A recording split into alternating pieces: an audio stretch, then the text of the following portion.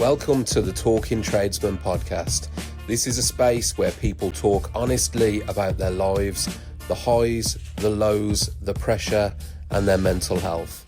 No scripts, no filters, no pretending. Hosted by me, Russell Payne. Let's talk. Welcome to the latest episode of the Talking Tradesman. With me in the studio today, I have a man that probably needs no introduction, Daryl Robinson. Hello. How you doing, man? I'm excited. Really appreciate you giving your time to come up and sit with me today, mate. No, thanks for inviting me. I feel like we've been flirting around it for a little while now. So it's just like we've had a couple of cancelled episoes that we didn't get to do, so I'm excited to You're here get today, it done. mate. I'm definitely here today. That is today. all that matters, man. I run out of excuses. So we have the man who is somewhat of an internet sensation. Started off, first time you became, or you sort of like entered my circle of awareness was the 30-year-old labourer sketches.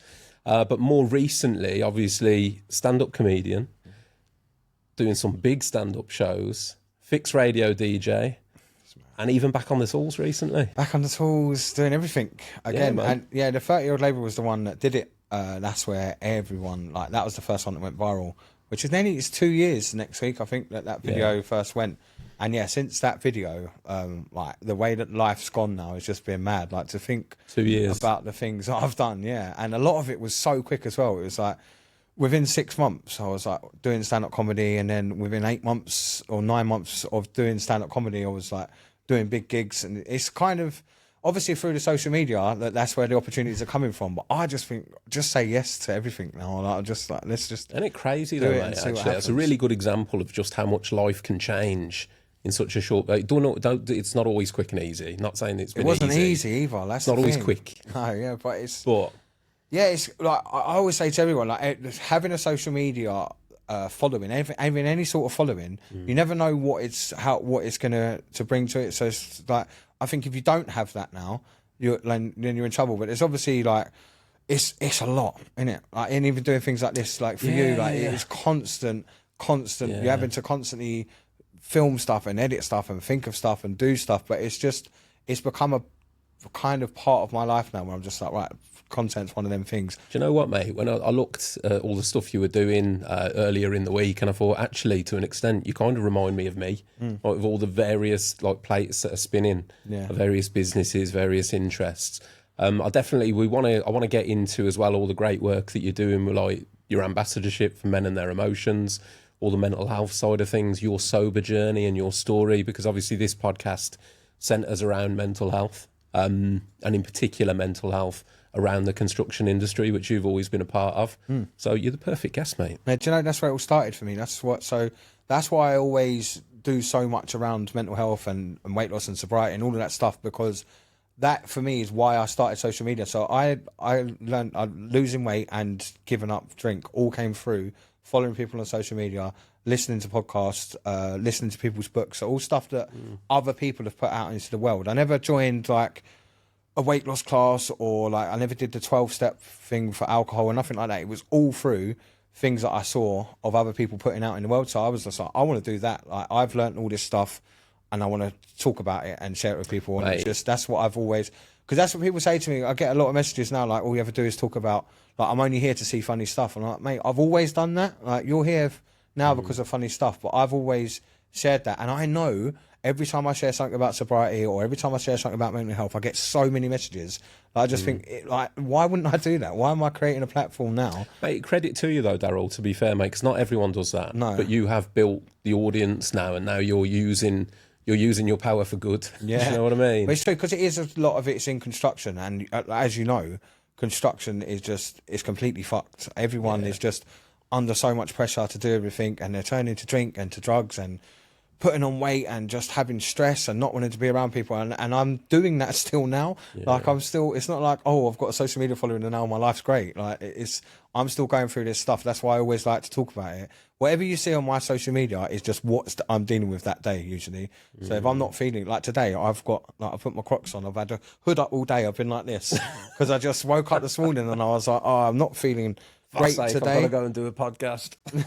But like, I've got to the point now, not where I don't care, but I'm just so comfortable now being me that I just get on with it and just do what I'm doing. But because like today I'm feeling like this. If I weren't coming here today, I would have probably done some sort of post where I'm like, this is how I'm feeling today, or you'd see some sort of mental health post from me, just because I feel like it's important.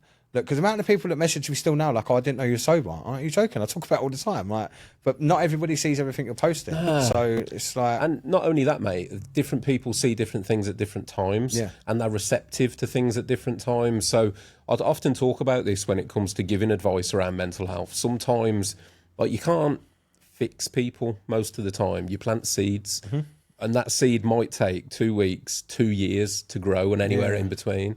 So it might be that something that you say now will just be a seed in somebody's head who's not ready to give up their lifestyle and not ready to make a change. But there'll be a point that they'll get to maybe where they'll think, do you know what, fuck this. I'm sick of feeling like this. I remember that thing that guy said once. Yeah. And I think those, mate, some of those seeds that you'll plant that you'll never see the fruition of are some of that's the real power with social media and the people you can reach. So what you're following now, I mean, what you at Instagram, like 300? Nearly 300, yeah. Like, it's nearly 300,000. Fucking mad, is that? Yeah, it's mad. And it's got to the point now where, like I say, a lot of them come for the comedy stuff, but there is people now that I talk to regularly that have followed me for the mental health side of it as well, because it's relatable. I think I'm quite relatable for a lot of people because, one, you can see I'm still on site, you can see everything I'm doing. I'm quite open and honest with everything, so I talk about struggles I'm having with the kids or struggles I'm having myself, and people see that. And like you say, I did exactly the same thing. Someone planted the seed in me, and it weren't until I hit another low point, and I was like, oh, that's what that guy did. I want to try and do that. And that's just like, for me now, I just think, well, that's what I'm going to do. That's what I started my social media for. And yes, it's taken me to things like Fixed Radio and stand-up comedy and things like that, but I just feel like I should give back as well, which is why I'm always happy to do stuff like this and anyone's things that I want to do. Yeah. So if you can give back while doing your job as well, mate, I mean, that's beautiful. Why really, wouldn't you do that? Exactly. Why wouldn't you do that? Yeah. Like, I could just make funny reels and that's it, and then no one would ever know me. But I also think that's not good from a brand perspective for myself, because people would just think, like, well, a lot of people just think I'm a labourer or like whatever it is. Like, people, like, I think if you're trying to build your own personal brand, which is what I'm doing, then I want people to know everything about me. Yeah. Because that's what people buy into. No one cares that you can make a funny video. You're reaching like a lot of the youngest generation as well. I remember, I think the first time I met you was at the P&D show 2 years ago, I think it was. Yeah. And I remember having a chat with you. We had a few, we went out on the night. Yeah, we went out. I was going to say we had a few drinks, but you didn't. No. I had a few drinks. You did have a few drinks. But that was a funny night, actually. But my son was there at one point, and afterwards he said to me, he's like, oh, Dad, I know that guy. That's that 30-year-old labourer guy. I was like, yeah, that's him, yeah. But the illustration of that is, like, that generation, I guess, that are a bit more TikTok, social media, you're reaching them. Yeah. So it's really fucking So I've had important. messages off of people, because obviously I don't know how old people are when they message me. So I'll get a message of someone and be like, I want to give up drinking, or I want to do this, or how do I get into construction, and all this stuff. And a few times I've given people like advice, and they're like, oh, I'm only 17. And I'm like, wow, you're way ahead, bruv. Don't worry. If you're 17 and you're asking me questions that I'm thinking about when I'm 35, you haven't got to worry, because I wasn't thinking like that when I was 17. Like, if you're already thinking about like how alcohol's affecting your life, or how you're struggling with worrying about things that you shouldn't be worrying about, then I think you're all fine. Like, don't stress about it. But yeah, it is mad how it's hard, isn't it? Because social media sometimes, like, for me, it's been a net positive. It has to have been, because of how it's changed my life and how it's got me there. And but there is a downside to it as well. It's just I don't let it affect me, because I'm not that bothered with negativity and stuff. I do reply to most of it, but not because I'm bothered, just because I like to argue and get my point across. I won't read stuff most of the time, but negativity don't affect me. But for other people, it does. So there's positives and negatives with the social media. But for me, I just think if people are seeing stuff that I'm putting out now, and they're at that age, then it's got to be a good thing, right? 100%, mate. I think, like, our generation, I don't know how old you are, to be fair. I'm 41. 35. Okay, so there's a little bit of difference between us, so not too much. Not too much. The difference is, mate, like, I remember me growing up 18 to 25, and I was a fucking nightmare, but there was nowhere I could go to see any other perspective. So it was that, like, echo chamber that you put yourself in. I was like lad culture, football, rugby. Every weekend I didn't have a weekend if I hadn't been out, and it wasn't just going out, it was going out to get smashed. That was like common lingo between me and my mates. It was never going out for a social drink, it was going out to get wrecked. But that was like the norm. And because you're surrounded by 15, 20 lads that all do that, so there's nothing wrong with me. We're all doing it. Exactly. But in the reality is you're all fucking lunatics. And that's why I think the environment of social media, for me, so when I stopped drinking was the big one. When I stopped drinking, I just stopped talking to everybody. I was like, I don't want to do that anymore. I need to get away from it. And I created an online environment myself where I was listening to podcasts, I was listening to books, I was following people that were doing it. And the people that I am following, I would never, ever have come into contact with in life. They weren't in them circles. I would never have been part of that. And it's just because I follow people. And then they slowly, I was like getting slowly brainwashed into, like, because they're talking about this thing. Like, oh, actually, I think that. And that works there. And then the more I listen, the more I move away from that like mindset and into that one. And now I'm so far past it that the thought of how I used to be then just doesn't feel like me. And I think, like you say, there's just planting seeds. But then you do like a little bit like, oh, I lost the weight. So I was like, oh, I wonder if I could stop drinking. And then I stopped drinking. I'm like, oh, I wonder if I could do stand-up comedy, or I wonder if like, and then when you keep winning at these things and keep doing it, I'm like, oh, what else can I do? Because now the sobriety for me is just that's done. Like, I don't even struggle with it, if I'm honest. It's not even a thing that I have to think about now. So it's like, right, what am I doing now? And because I've got more energy and because I'm more aware and because like I said, wearing this today, I knew this morning that I weren't feeling good because I put a jumper on and I'm like hugging myself and feeling like I need my hood up and things like that. But I know that. So I just like, okay, that's how I am today. And I'm quite happy with that now. Whereas before, I would have had no idea because I'd have been hungover or stressed because of work, or like I weren't aware of any of the thing. It's really weird because I know everyone says, you should go and find yourself and like, and I think there is definitely some truth to it because I just understand my head now. And I think it's okay. Now I go, oh, today's not a good day. And I'm like, all right, well, tomorrow will be. And I think I noticed that more now because I'm doing creative stuff. Like if I'm on site, it doesn't matter how I'm feeling. I'm just picking up whatever I'm doing. Where when you're trying to sit down and be creative, I'm like, oh, I'm actually not in that. It's a really good point, mate. Because I think what you touched on there, like the knowledge and understanding, that's everything. I know, like with me, my own personal journey when it comes to mental health, prior to 30, zero knowledge, zero understanding. So you only react to what comes your way with what you know, which to me was like either anger or going on, mask or anger. And the mask came in the form of like getting on the piss or whatever it might be. But that's it. Once you start breaking into the knowledge and understanding, like what you've just said there, really, it's emotional intelligence, isn't it? Yeah. It's understanding your emotions and being able to go, okay, I feel this way. But there's so many blokes out there, mate, in particular, that can't even put that label on it. They don't. Yeah. They know they feel something, but they don't know what it is. They're not willing to look. That's what I think it is. Yeah. I think you need to have, for me, it was always an open mind. Once I started understanding stuff, I'm like, oh, you can actually unpick this stuff and find out what's going on. Because I feel the same with my kids. Like, I actually had somebody round recently. We've babysitted for one of my missus' friends and was babysitting, and they came round to pick the kids up and then text later and was like, oh, like how you are with the kids, like around the kids, like how patient you are and stuff with them. Like, it's so, like, we're not like that. They was, like, a bit upset that they're... And I was like, oh, I never used to be like that. Like, I was so bad, so short-tempered and stuff. And it's not until somebody from the outside points it out. Like, now, when I notice little signs in the kids, not just me, like, and they're all different. I got, one of them's a baby, so it don't really count. But the other three, I can notice little things that they're doing that makes me realise that they're struggling with something, and then I can unpack that because I've done it with all of them. So like noticing little signs there, but now I notice them in me as well. So it's weird because I've learned so much that I can now help them, which makes me feel even better. Like my eldest struggles with anxiety and worries and stresses and all that, like a lot of kids do, but she does struggle with it. And because I've worked on it myself, I can now help her. I didn't have that. Nobody was helping me working out how to deal with stuff. Like, I had to take drugs basically, and hopefully she's not going to have to do that, because not only have I like worked out for myself, and now able to help them, and it feels so good. I have conversations sometimes, and I walk off, and I'm like, wow, like, did I just say I that? am a fountain of knowledge. Like, and what's good now is like, especially with my eldest, like I say, she's 12. She'll come to me now with a problem, and that's exactly what I want. That's exactly.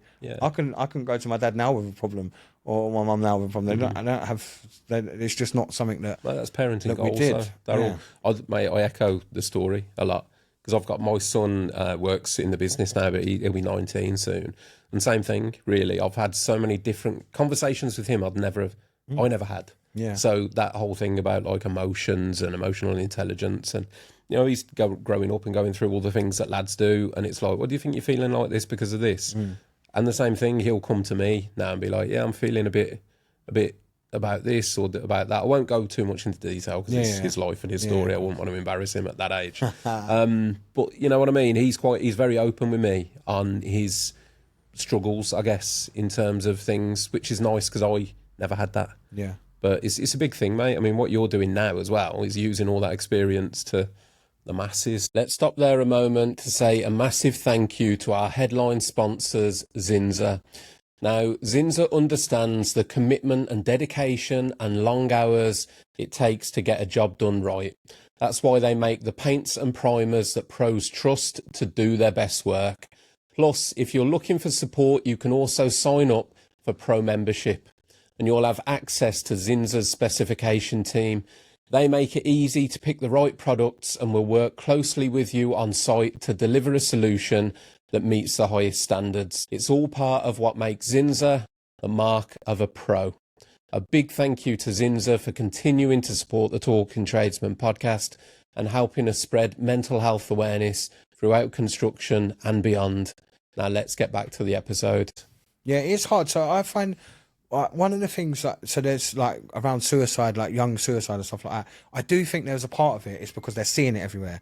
Like, I know a few people, I think 4 now, that have taken their own life, and both, like, there was like 2 of them, and then later 2 of them. But both, so the guy that took his own life first, the other one was one of his friends, and it was like so fresh in his mind. It wasn't even that long, it was like 6 months later. And I do think that there is a part of like the mental health thing now, like everyone's like, we need more conversation. I think the conversation's out there now. Like, I think it is definitely out there.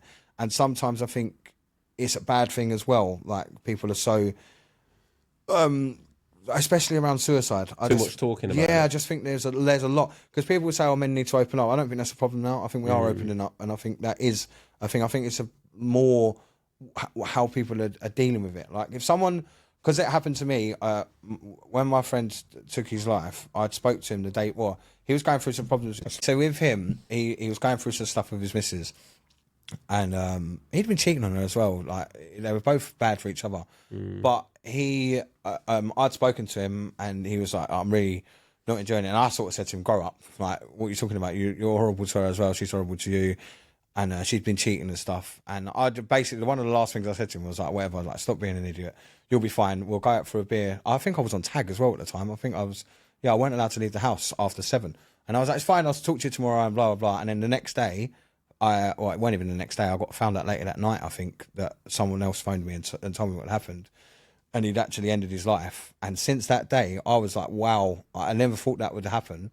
And I didn't know at the time either. I found this out afterwards. Like, his brothers told me that he'd tried before and there'd been conversations around it before. And if I knew that, then I might have reacted differently to it. But since then, I take everything quite seriously now around that, because it happened. It was really close. And so I feel like I do try and help a lot, but then I don't know, because sometimes I just think like people are so aware of suicide now, like young kids especially, that it becomes an option that they might not have even thought about before. Yeah. Like, because you see it so much in young kids. Like, how does a young kid or 14 or like... I think there's an age, mate, really, where there's still... Because your brain's still developing as a young person, so they can't have the full capacity to deal with those emotions and thoughts, in my opinion. I get what you're getting at, though. I had a guest a few months ago, and he was talking about, because his father had taken his own life at an early age. Will, incredible story, to be fair. He made a short movie that's reached millions, like, through the football scene. But his father took his own life, and he was talking about wanting to raise awareness for the increased risk of people that had been close to suicide. And he talked himself about how having his father do that, it was like somebody lifted a curtain and went, yeah, this is possible. Yeah, this is a thing. Yeah, this is a thing, this is possible. And that it was kind of like opening his eyes to, you could do that. Yeah. And that's what happened, both of them people. So the two both knew each other, and it was both quite closely related. And I just think that kids now are seeing so much on like TikTok and all of that stuff, like, because I only ever, you never really see me give advice as such. I only ever talk about me. I'm like, this is what I'm dealing with, this is how I dealt with it, and this is what it is. So I hope that people see that and try and lean on that, because I think the conversation's there. I think there's a lot of conversation. It's just I don't know. I feel like sometimes that's dangerous as well, because so many people are able to go out now onto social media and talk about it. Yeah, I do think there's some danger. Awareness and knowledge are two different things. I think raising awareness, I've probably been guilty of saying it myself, mate. I'm trying to raise awareness of mental health. I think realistically the awareness is there now. Yeah. But it's now like, okay, so everyone's aware, what do we do? Yeah. You know, now let's bring in some practical knowledge of, you know, educating people on what mental health is and how to handle it. Because that's the other thing we don't do. Yeah. One of the things that I'm keen on when I talk, mate, is the two things. So getting men talking, but also getting people listening. Mm-hmm. Because that's the other thing. It's all well and good at us all walking around saying, we'll talk about it, mate. Yeah. But is there somebody around that person that is like in a good position to listen and offer relevant advice? Because a lot of the time, and I had this conversation recently with one of the talks that I did, the people I were talking to sort of flagged up the fact that, well, if somebody does say I'm struggling, what do we do? Yeah. And there's a lot of fear there in case, you know, if I ask you, like, Daryl, are you all right? You seem like you're struggling a bit, and you go, do you know what, actually, Ross, I'm really down, I'm really low, I'm thinking about doing this. Have you then given me the responsibility to look after you? Exactly, yeah. Because then it's like, shit, am I responsible for him now? The answer to that is always no. But having people there to listen is equally as important as telling people to talk. Yeah. So educating people in general about not just what to do if they're struggling, but what to do if somebody around them's struggling. Like, that's a big thing. Like, you know what lads on site are like? Yeah. How many lads know what to do? And that's the thing. People say, like, talk. Everyone's, oh, what do I say? I had it recently that I just started running out of money, basically, and I needed to unpack it in my head. So I wanted to talk to my friends about it, like people I like know and trust, and I know wouldn't go any further and stuff like that. But I didn't want to talk to them because I didn't want them to solve it, which sounds stupid. Yeah. But I know if I say to one of my friends, I'm struggling, like I can see that I'm gonna run out of money if I don't sort this out. I know they'll just give me money, and I don't want. I didn't want to feel like, not a burden. Wait, I suppose it is a burden, but I didn't want to talk to them because they will just solve the problem. And what I wanted to do really is just get it out of my head, because sometimes it's easier just to talk to someone else about it, so I actually have to think about what I'm feeling. And in the end, I spoke to someone completely unrelated to anything in my life, like someone I met online, and just spoke to them about it. And that helped me a lot, because I got to talk it, I got someone to understand, but I knew they weren't going to try and give me money, like, which is what my friends would have done. So, like, I do get it, because sometimes it's not that you're not happy to talk to someone, it's that you actually don't want that person to help. I feel like we've got still a pride thing, and it's not about I don't want to talk, it's about I don't want you to solve my problems. It's a man thing, I can solve my own problems, yeah. Like, and I was still doing that then, even though I knew what I was, that was hard for me, because I was like, but I do want them to help me solve the problem, because then it will go away. But I'm like, no, I don't want to feel like a charity case. Yeah. So, like, and I think that's kind of the same, like, I don't know, I think there's an embarrassment with people as well, like admitting that. I think you're spot on, mate. Yeah, it's hard. I think it's one of the reasons services like Samaritans, who, if anyone is listening and is struggling, 116 123 24/7. But there's other ones like construction industry related, like Band of Builders, the Lighthouse Charity. They've got helplines. It's one of the great things about those is that they're anonymous. Yeah. So if you need somebody to talk to and you don't think you've got anybody, those services are there. And like Samaritan Service, I volunteered there for 18 months. Incredible, mate. And seeing firsthand the difference it makes with people just offloading, because that's all it is. Just talking, isn't it? Yeah, because as a Samaritan, mate, you can't give advice. You're not allowed to. It's like contrary to your training. That must be tough as well. It is. For you. But what it illustrates, mate, is the power of listening, because that's all you can do. Yeah. So you let somebody offload and unpack their own thoughts. 9 times out of 10, mate, luckily, they fix their own. Yeah, you always know the solution in your head. You just can't. Yeah. The thing is, when you're trying to think about it, you don't have to put it into words, and I think putting it into words is what makes you sit down and go, what am I actually trying to say here? Like, it's so much. I have a friend who we do it both for each other. I can phone him, we'll be on the phone for an hour, and we'll take it in turns.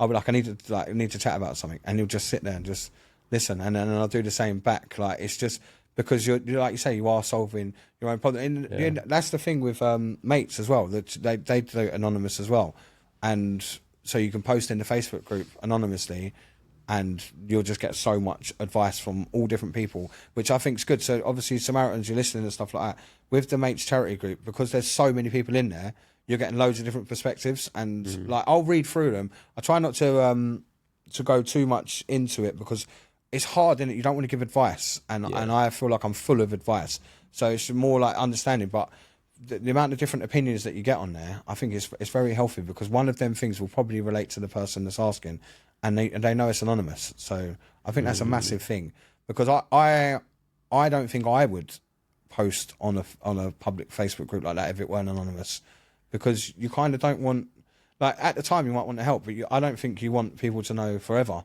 Like with me, I'm quite open about putting it out there, but I don't know about on a Facebook group. So the anonymous thing, I think, really helps. Yeah, it does, mate. Genuinely. I used to, like I say, we'd find that with the calls that we'd get in at Samaritans. Some people would call up and they would say, like, oh, well, you know, what area are you from? Can you see my number? And all this kind of stuff, which you can't. If you call in, it's they've got a system, essentially. The call goes into a central system, then just pings out to the next available operator. But that operator could be anywhere in the country. That's great. So you don't get calls from, like, your local area. It's anyone in the UK. And it's like all it comes through is call. There's no caller ID, no display, no nothing. Which, again, like, the anonymous side of it, you can kind of feel people kind of almost, particularly men, that like, okay, so you don't know who I am, you don't know where I am, blah, blah, blah. Right, now I'm going to open up and That's tell good. you. No, I really like that. I didn't know that either. That's good. Mate, there was a lot I didn't know about the service till I went. I didn't know whether people were in a call centre or people, you know, can people overhear the calls? Are people at home? What information do you get? But again, to anyone listening that wants to know that is the setup.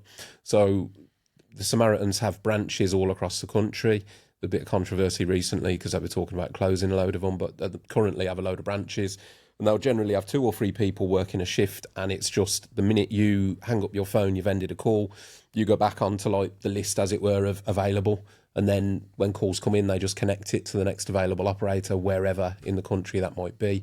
But the only information the person answering the phone gets is that the phone's ringing. That's it. There's no ID, no location, nothing.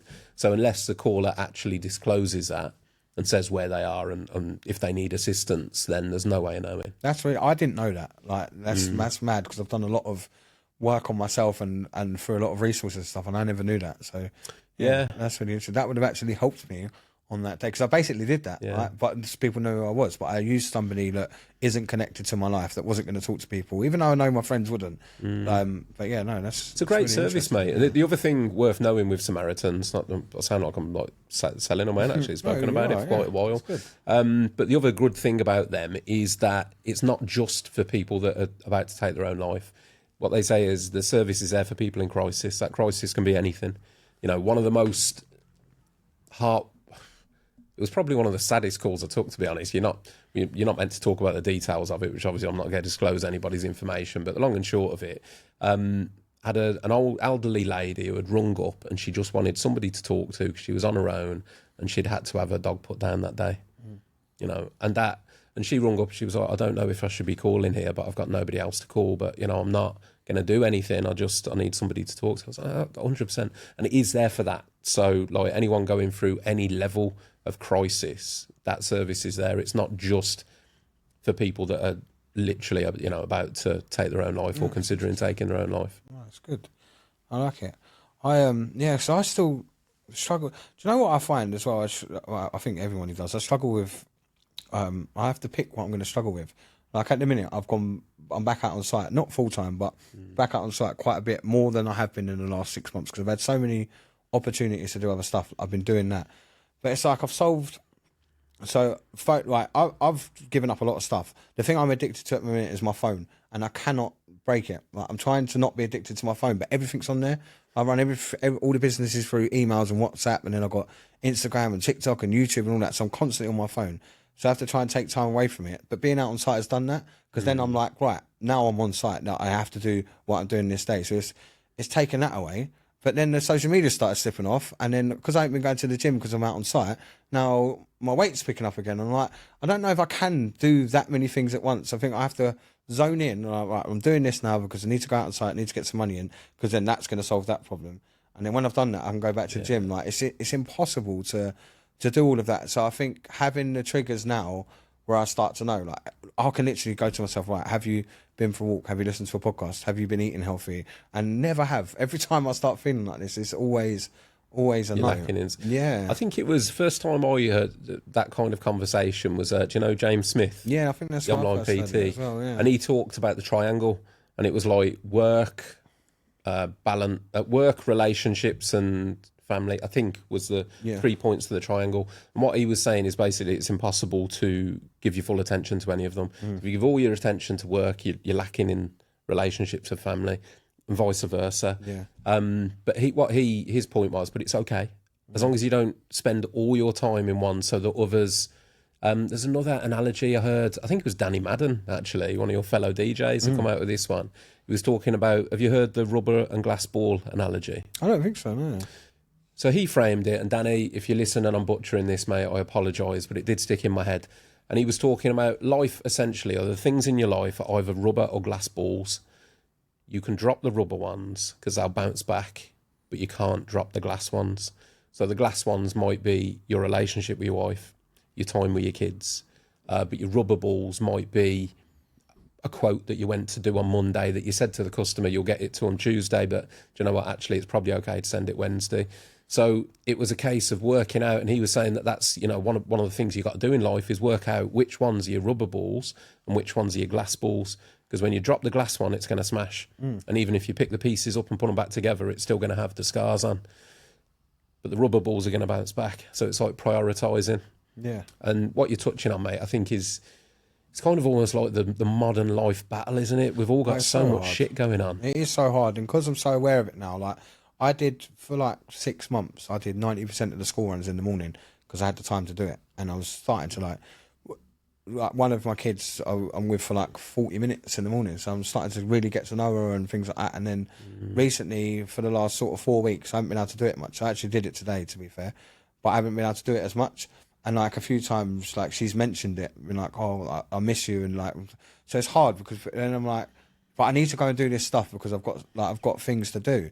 Like, so I have to go and do that. But it is hard because then, like, I've created a relationship there and then just took it away again. So it's so tough to get the balance because ultimately you have to sacrifice something, right?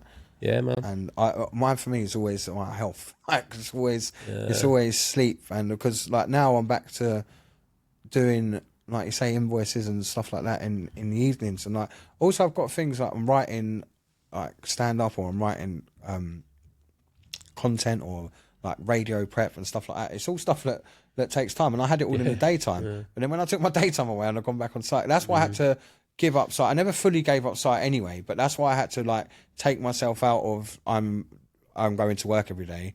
I had to just take that away. So like I was going to work as and when I could, but I wasn't getting up every day and knowing I'm on site. That's why I did that, because there wasn't time. And then because it was a short-term fix, I just went straight into it again. I was like, oh, I've still got all this stuff. Where does that go? And of course that goes in the evening. Where else is it going to go? So yeah, it is hard. It's a constant sort of... Mate, it sounds like you're getting the violin out, doesn't it? But the truth is, like, it's tough being a man, being a family man with a lot going on, where you're trying to provide the best for your kids, but also give them the best of you. It's really tough, mate, to get that balance right. Where, I mean, I don't know about you, mate, but like me growing up as a kid, I didn't have much in terms of material things. But you know, I had a bit of a rough upbringing, in fairness, at times. Mum and dad split up when I was young. My dad was a heavy drinker. So I didn't have the material stuff. And I think as a dad, that then put me in the position where I'm like, I want to give my kids the best of everything where I can. But the sacrifice you then make is that you're at work all the time. Yeah. So that missing, and they probably don't care about the material stuff. Mate, it's tough. I wish I knew the answer, Daryl, but it's just like that's the thing. That balance, and I have that. I've got that guilt now. Like, same thing. I've got a few things going on. I've got my bread and butter, which is being on site in my painting and decorating business, the podcast, some of the social media work that's come in, some of the talking opportunities that I'm getting coming in, which I love, and some other businesses that I've got my fingers in. And it's like, it's a lot. You know, it is a lot. I don't think we would do it any other way, though. Like, no, because I feel like I did solve some of these problems, and I just put other ones in there. Like, I was like, well, I'm just going to be a stand-up comedian now, and then just put something else there. So I don't know. I try and just do what makes me happy now. I think it sounds selfish. Like I obviously do care about the kids, but I'm like, right, I know now, because they don't know about money problems and stuff like that. They don't care if I can pay the rent. They don't. I can see that. Okay, the money's starting to get low now. We need to sort this out. So I can see that, but they don't see that. That's part of my job, is to make sure they don't see that. So then I'm like, okay, so I need to do that. I need to make sure that's happening, which means that they need to lose that. But then I'm like, right, what? But now I'm starting to feel like, well, I'm missing going to the gym, because I'm like, I hate the gym actually. I hate it with a passion. But what I do like is the hour I get on my own, just to not have anyone ask me for anything, not have like I haven't got any brand stuff to do. I haven't got any social media stuff to do. Put your phone away when you're training. Like, just have headphones on. Yeah. Listen to usually. It took me a while actually to listen to a podcast in the gym. I had to have music for ages, and then now I have a podcast on, and it's just now I'm like, okay, it's an hour away, so I'm missing that because I don't feel like I've got any time for myself now, apart from driving. Like, it's the only time. Like, it is hard, but I just kind of feel like, right, I need to be selfish, because that's what I did to get where I am now, really, for the last 2 years. Is I'm like, okay, I need to just be selfish, go and do what I need to do, and it makes their lives better. Because it's not selfish, though, mate, is it? It's not really. No, you know what I mean? It feels selfish at the time. Giving yourself attention is not selfish. It's all the fucking. Sounds cheesy, doesn't it? But, the best version of you is the best thing for them, but it's true. Yeah, no, it is true. So the more you work on yourself and the more you give yourself, the better you'll show up for your family and your friends. The different that they've got in me now is unreal. But it's kind of like they've got used to that part of me now. Like, so that when I do slip back the other way, they're like, wow, what is going on here? Like, where has that come from? But yeah, it's always a time thing. They always say, I haven't got time. But then I think, I'm sitting there, like, I get stuck on my phone. I try not to be on my phone. But when I'm doing something, like, it's like the phones are so good at getting you, aren't they? Like, I'll pick up my phone to send an email or send an invoice, and the next thing I'm like, why am I on Instagram? Like, what is going on here? But then also, part of my business is Instagram. So it's not even like I can go on there to do, because before long, I'm looking at reels I've been watching sumo wrestling reels. I don't even know where that came from. Like, mate, honestly, they're so good at getting you. You can't be too hard on yourself, because literally these tech companies have teams of psychologists and human behaviourists that design them to do that. And we're benefiting from it, right? Yeah, of course. Yeah. So that's the hard thing as well. So how can I turn my back on Instagram when I'm like, this is where it's all coming from? I don't know about you, mate. I've had this thought in my head. I haven't really vocalised it much, but growing up and all the rest of it through school, like, I did all right. My concentration was okay. I almost feel like social media and phones now have given me ADHD, because I can't fucking concentrate on anything. Yeah, I can't either. I picked up my phone last night to send a thank you message to somebody. In fact, big shout out to... Thank you. Big shout out. You can have one on the podcast. Big shout out to Branded by Sammy for all of our new guest merch, which Daryl will be one of the first person to go away with. The newly designed guest merch. So massive shout out to Sammy. If anyone's looking for branded workwear, check her out. She's ace. So I picked up my phone to give Sammy a message and just say, oh yeah, the stuff's arrived, thank you. Half an hour later, I still haven't sent the message, and I'm like in some rabbit hole of emails and reels, and I'm like, and I looked at my phone, I went, I didn't pick it up for this, and I couldn't remember why I picked my phone up. Yeah. Have you tried to read? Do you read? I used to read, but no, tried to never. Read? So no. I when I say I read books, I don't listen to books. I'm the same, yeah. When there was a stand-up comedy book actually. I can't remember his name now. That's bad. I was going to say. Adam Bloom, right? So Adam Bloom's book, it wasn't an audio book. So I spoke to him, I met him at a gig, and he gave me loads of advice. He's been doing it for ages, and he's got a really good book that even like top comedians like rave about. So I was like, I'm going to get this book, I'm going to read it, and I'm going to do it. And I honestly got halfway through one page, and then I can feel my mind going like, or you say something, and then I've gone. Right? And it took me so long to read like one chapter. It's impossible. I can't do it. And have you always been that way? I don't know. I don't think so. So I see. There's a great point, because with the book thing, I used to read books. Yes, so did I. But I don't think I could now. I get my kids to read. Right, both of my eldest two, 7 and 12, both read for half hour before bed, because I want them to do it. They don't have iPads either. And the 12-year-old's got a phone. But she doesn't have social media, just because I know I don't want to keep it as long as possible. It's hard because obviously her friends on it and stuff like that. How old? 12. Yeah, you're doing well, mate. Yeah, so she doesn't have social media. So yeah, it's hard because she's like, oh, my friends have got it, and I'm like, right, okay, no, I get it, I do get it. She has WhatsApp, so she talks to them on WhatsApp, and she might be missing out on things, but I'm like, oh, I don't want her to do that. So and then the kids don't have iPads anymore because they were getting to a point, and us as well. I'm like, oh, I just need half hour to do my emails, have an iPad. I'm like, right, now I'm on the screen, you're on the screen, your mum's on the screen. And I was like, right, the iPads have got to go. So we got rid of them about 6 months ago now, maybe longer. And their attitude and the way they are is just better. Like, they were kicking off, not wanting to go to bed and not wanting to do this. So taking the iPads away was massive. So they're gone. So I'm trying to stop that happening to them. So they both read, and they'll do it. Like, they'll both sit there reading. And I was like, I want to be able to do that again. And I can't. I've tried. I've tried a few times, but I get halfway. Either he'll say something in the book where I'm like, right, I want to get my phone out and write that down so I don't forget it. So I'm like, oh, I don't want to do that. So now I'm like, trying not to touch my phone. So I'll be like, hey, Siri, take a note and tell it the note I want to do. So I haven't picked the phone up. Because once I pick that phone up, it's game over.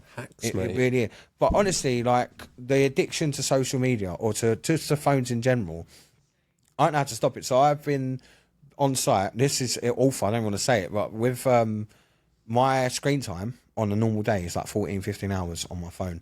Because I'm constantly then that's your office, doing something. Yeah. Whether that's like being on Instagram. If people message me on Instagram, you send me a DM, you're probably going to get a reply, because I feel like if you've said, I really like your content, you've gone out of your way, you've clicked on my profile, you've said you like who am I to think, well, I don't care about that. Like, so I try and remember that people have done that. Like, it's not just a message. Someone's actually gone, I really like Daryl's content, actually, I'm going to send him a message. And I think it's rude of me not to reply. So I spend a lot of time replying to people in comments, and always, as soon as I see anything that's like, mate, I'm struggling with this, what do you think? Always respond to that. Try and send a voice note, actually, because I feel like I can get more across in that. I bet you that lands well, mate. Yeah, voice note. Yeah. Do you know what, though? The only problem I will say is, if you send someone a voice note, you can almost guarantee to sending one back. That is what that. And I can't. I have to say, I'm sorry, I haven't got 4 minutes to listen to your voice note. I know I've sent you one, but I'm doing this. I'm sitting here now talking to loads of people. I can't spend 4 minutes listening to your voice note. So I'm sorry. Sometimes I will, but yeah. So I do that. But then I'm obviously replying to comments and putting stuff up and being on my phone. But then it's not just that. I also do most of my stuff, whether that's on site or with my agent and stuff like that. It's all done on WhatsApp. So I spend a lot of time on WhatsApp, and then I'm writing on my notes section. I'm like doing videos and editing videos. So like, yeah, honestly, it's like 15 hours. The weeks I've been on site, it's dropped down to 6 or 7, which for me was massive. I was like, wow, I've lost all of that screen time, but then the social media's dropped off. So I'm like, oh, the screen time's necessary. So it's like, it's hard, because I've got Ryan now that works with me full time. I took him off site January, I think. So when I'm on site, he's on site. When I'm not, he basically just follows me around everywhere. Dragged him here today, but he's shout out to Ryan in the background. He's I'm trying to bring him forward, but he ain't having it. But yeah, so I've got him editing, because it's weird editing. Like, you can get a video editor, but they won't edit the way I like to edit. Like, my videos, I think for me, there's like a brand of that. That's my video. Like, if you watch one of my videos, they're all kind of like, they're edited in a certain way, and there's certain text, and they start. But I know how I want to do that, so I took ages teaching him now. So now he does it the way that I would do it. So he's doing that, and then, but I don't like. I won't have him replying to DMs, because that's like, they've messaged me. They don't want to talk to Ryan, I can't get him to do that. But I try and get Ryan to do as much as possible, and then I've got an agent now that deals with all the brand stuff and like stuff with Fix and anything I'm doing there. So that I'll try to delegate that so that I spend as least amount of time doing that. But it hasn't worked really. They're doing that, but I still end up on it. Do you know what the thing though, mate? Like, underneath all this, nobody's taught you to do that. Like, you're a tradesman. Yeah. The same as me. Like, nobody's taught me to do all this, or how I handle any messages or DMs or the brands that come in. Like, that's not the normal stuff for me. No. So it's been learn as you go. But realistically, like, you're a normal bloke that's juggling and spinning a lot of plates. So I think you're doing a fucking cracking job, really. Yeah, it's just. But it's a battle. Is the next thing I want to try and solve. But I can't. Yeah. I know everyone says you shouldn't say this, but I am all or nothing. I don't care if people say that's a good approach or not. I am. That's. I had to give up alcohol completely. Like, that's. It wasn't like, oh, I could do this, I could do that. I have to be all or nothing. And now I know that there's no. I've tried to fix that, and it just doesn't happen. So, but I've even got that now on a day-by-day basis. Like today, I know you was out on site today, right? You won't get that from me. I can't go and do. But like, I might be able to do it that way around, actually. I might be able to go on site and then come out and do this. But once I've done this today, I can't get out of that. I have to go to sleep and wake up and do that. I think I'll be the same, mate. Yeah, it's hard. So, like, I actually did recently done the Fixed radio show and then had to go to site afterwards. and I don't know. It's just not. It doesn't feel right.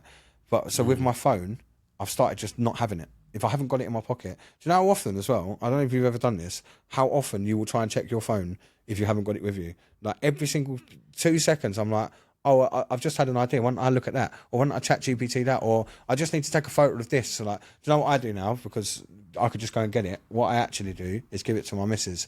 So then I have to admit to her, like, I want to look at my phone, and it makes me feel weak. Like I have to look at it. So now I'll give it to her. Or like, it's so many things like that. But they are just, but it's hard, isn't it? Because like, they're done like that. But then I'm obviously trying to grow a social media following. So like, I also need it to be like that because I think other people are on there. Honestly, I think they've got us all. I'm the same with my phone. And do you know what, actually, it's an admittance period here. A couple of years ago, I went and got a second line, the whole work and private thing, and I swore to myself. So I got the 2 phones, right, and this is how it started, Daryl, all great intentions. Private line, work line, because again, with the business, customers have got no barriers now with social media. I'm getting messages on Facebook, Instagram, whatever, 2 in the morning, 3 in the morning, Sundays, bank holidays, Christmas, all sorts. So I was like, I ain't having this no more. Go get a private line. And I've got this paranoia about not being able to be reached by like my kids or my family in case of an emergency. The likelihood of it is tiny, but still, I need to be contactable, is how I feel. So I got another line, and I swore to myself I was not going to put nothing on it. No social media. Initially, I gave about 12 people my number. It was like my missus, my kids, and very select few others. But I was like, I'm not putting social media on it, because what I wanted to be able to do was get my work phone that had all the social media stuff and emails, leave that at home, and then go walk the dog or whatever, go to the forest, go and have half a day somewhere. And it started that way, and I reckon it was probably 6 months, and then something crept in. I was like, oh, I'll just put Instagram on it. And I'm kidding myself. I'll just put Instagram on it, and I'll just load on my personal profile, none of the work stuff. But then that happens, the invasive thought, you're walking around, you're like, oh, I posted that real earlier. I'll just see how it's doing. I'll just log into that account, and I've never logged. And they just all come back. No, I've just got 2 phones full of it now that I can't escape. Both of them have got all the social media, all the emails. And actually, it's not a work and a private. The only thing that's work and private about it now is the phone number. That's it. Yeah. The rest of it is like, it's so infected. Hard, isn't it? It's like, so I've even solved some of that problem. Like I was going for a lot of walks, and I'm like, well, I can't go for a walk without my phone, because what happens if something happens and I can't contact someone? Or, exactly that. So then you start thinking like that. I'm like, well, so I had my Apple Watch, right? I didn't know you could call that when you haven't got the phone. So when I figured that out, can you? Yeah, you could. It doesn't. You don't have to have the phone on you. If it's, I don't know how a special one with a chip in. Or don't know. I just know. So I only know because I didn't have my phone on me. It rang, and I was like, oh, I didn't know you could do that. And you can also get Spotify on there, right? So I was like, oh. Then I worked out you can connect your AirPods to it. So I was like, right, so I can walk, have a phone. So, and I know that because I did that, and has that happened again? Really, no. Like even now, I'm like, I've got a phone, right? I've got 2 phones. Same thing. We have a content phone that me and Ryan share, because we share. I mean, he has it a lot more than I do now, to be fair.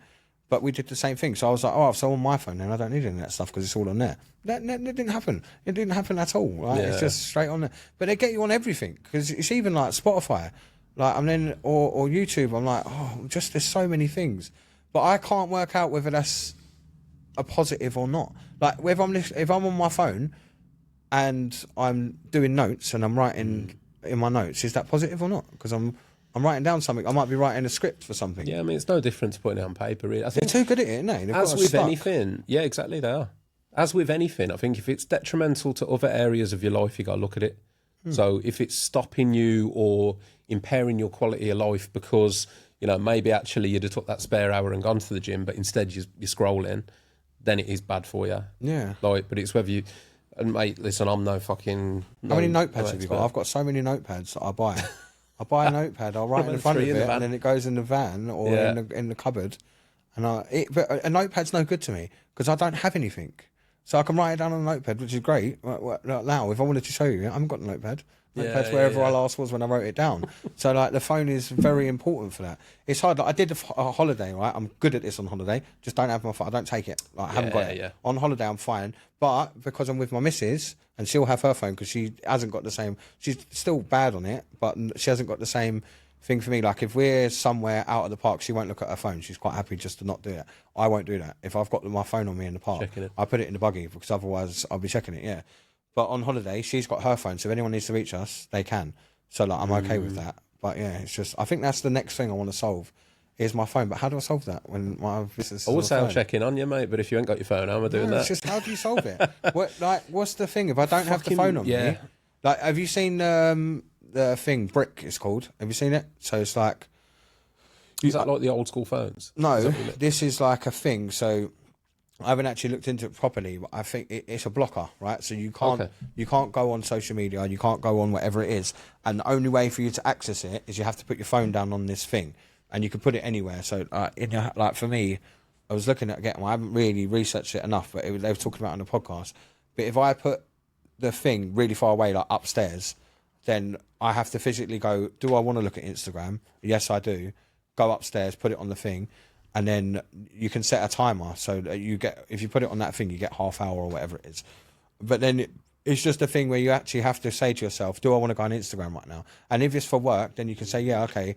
Because really, if I said to myself, right, you've got an hour on Instagram today, you would get it. I would be able to reply to all the comments I wanted to reply to, but you don't, because while I'm waiting, I might respond to a DM from you, and while I'm waiting for you to respond to me, I can see you've seen it, so I'm like, oh, you probably responded in a minute. I'll wait, and then I'm scrolling, and then you haven't responded because you're fucking scrolling, and then like, so with that, like, if I give myself an hour, so I think that's the next thing what I want to do. It was on Modern Wisdom. That's the one. We're fucking captivated, mate, and me. That's it. We are captured as a society in general. You've only got to look around. You look at a bus stop. You look in an airport. Yeah. You know, you look at families out for meals. How many people are actually talking anymore? Yeah. It's one of the things, actually, I've said this many times, what I love about a podcast, because this actually is one of the few times where I can meet somebody new that I don't know that well, and we're going to sit down and talk for a couple hours. I haven't thought about my phone either. And our phones are over there. Even I've been talking about it. It's like the camera's holding us captive that you can't get to your Yeah, phone. there is that. Yeah. You know So what I mean? that's what I want to put. That's what I'm going to work on this year. I think that's the next thing for me, is that, and it's even like, I wish you luck, mate, because I don't know how I'd do it. it's hard. It is hard, but I think part of it is getting somebody to help. Like, so Ryan can help me manage the social media. Like I say, I'm still doing the DMs because I think that's a personal thing, but like editing and all of that stuff. Because now Ryan will film the reels for me, and I don't see him again. Like, that's it. I'll write them, or sometimes they're not written. Sometimes they're just what comes out. But most of the time, we've got some sort of structure to what we're going to do with the reels. And then he'll film it, and then I don't see it. Sometimes he'll just... At first, it was like sending it to me, is this okay, is this okay, is this okay? Eventually, we're not doing that now. And then sometimes I'll just open Instagram and my video will be there. I'm like, oh, I haven't even seen it. So like that was part of it. And then the other part... Yeah, so having... But not everybody can do that. Like, you can't just start... Like, I can only do that now because I'm now earning money through the social media. You can't start a social media thing. But I do think... Like, but then it's selfish, isn't it? Right? Because now I'm just giving it to. So I'm not addicted to my phone now, but now Ryan is. That's the addiction. So it's like, yeah, pay someone else to have the addiction. You horrible bastard. Yeah, but it's hard, isn't it? And then like, I've always been quite good at delegating stuff I don't want to do. I'm not good at delegating the stuff I do want to do. Let me pause there a moment to address all of the painters and decorators in the room. Have you heard about the UK's first independent painting and decorating awards, the Golden Finish Awards? If not, go and check them out. This is your opportunity to be recognised for your skill. The first UK independent painting and decorating awards, not associated to a brand, purely associated to your skills. We're looking to recognise the exceptional skills shown in the painting and decorating industry. Jobs of all sizes and skill sets are there to be recognised. Check out the categories we've got on offer. There are 25 different categories within painting and decorating that you can get involved in. Check out the website at www.gfawards.co.uk and you'll see all of the categories that you can enter. And get ready for what is going to be the painting and decorating industry's event of the year for 2026. Now let's get back to the episode. But things I don't want to do, like admin, invoicing, like, that's why I've got... like I say, I work with my agent that deals with all the brand stuff because I don't want to do that. I'm quite like, if someone comes to me with an idea, some people like doing admin. My brother used to love it. When I put my brother in the office instead of me, I was struggling in the office. I was like, I don't want to do this. I'm really not enjoying it. We got up to like a lot of people. I think we had like 20 to 25 guys out on site. So you have to have someone in the office. There's too much going on. So I was like, oh, it's got to be me then, surely. I was hating it. I can't see what's happening because I'm not there. So they're asking me problems. I'm like, I don't know, I'm not there. My brother doesn't like being on site, like doing that. He don't like telling people what to do. So I was like, well, let's just swap. You go in the office A given week, he had spreadsheets that was like, this is this and this is this, and when you send this email, it does this and this, and he's like loving it. I'm like, I hate all of that. You do that, and I'll go and do that. So now, like, he doesn't work with me now, but I've now got like an agent that deals with that. So that's less emails and stuff I've got to do. I'm a murder for a voice note. I'll do everything with a voice note so I can just talk and get it out. So I think, yeah, that's part of it, is having people and a system in place where I don't have to be on it. But then that gives me less excuses to be on my phone. So now I'm like, well, why am I on my phone for 12 hours when... And it tells you as well, doesn't it? If you look, it will say, you've spent 7 hours on Instagram in the last 2 days. And I'm like, why? Why? I'm not even... I'm watching my own stuff. I'm not even watching other people's. It is addictive, though, isn't it? This is why it intrigues me, because I studied psychology, so I know all about, like, neuroplasticity. I've seen all the crazy stuff where, like... some of the stuff I've read, like, it was a guy that once, and his story stuck in my head. I think he was a scaffolder or something. Anyway, accident at work, and like a tube went through it. I think it went through his eye and up through his head, and it took out part of his brain. But over time, his brain like rewired. So neuroplasticity. So the connections can change, which is what intrigues me with social media and smartphones. Like, are we exposing ourselves long enough to them that they are actually changing our brainwaves? I'd imagine so. Which then can give you symptoms in line with things like ADHD. I mean, don't get me wrong, I know some people are born a certain way, but I do believe that my own attention span has definitely changed. I think I used to be able to concentrate on things, and now I really struggle. It's the same with everything, right? So if you took that away and said, like, some people like eating more than others, right? If you keep giving them food, they're going to keep eating it. So, like, we might be more susceptible to it, but because we're doing it more, it's like learning, right? The more things you do, you'll learn that and then learn that and then learn that and then learn that, and it slowly just takes you into having knowledge. I think it's the same with that. If I've got a bad attention span anyway, and you keep giving me something that lets me not have an attention, like, then you're retraining to not have attention. Like, that's why I really struggle with the iPads, and they had to go, because I saw, like, she was 2 at the time, sitting there going like that, and it was making me feel sick, and I was like, it's got to go. Like, I can't do that. But have you ever seen the kids stuff? It's worse than what we're watching. Like, it's so bad. Like, it's just, they don't. So one of the things, I can't remember the name of this YouTuber now that she used to watch, but because I now edit videos, I'm quite used to. Most of my clips are around 6 to 7 seconds, right? So, and and that feels right to me on any of my videos. I've got like a blueprint that I use, and that when I'm never on the screen in one thing for more than 10 seconds because I think it's boring. So and that's something that I've done over ages. Like, we've just worked it out, about 6 or 7 seconds most of the time now.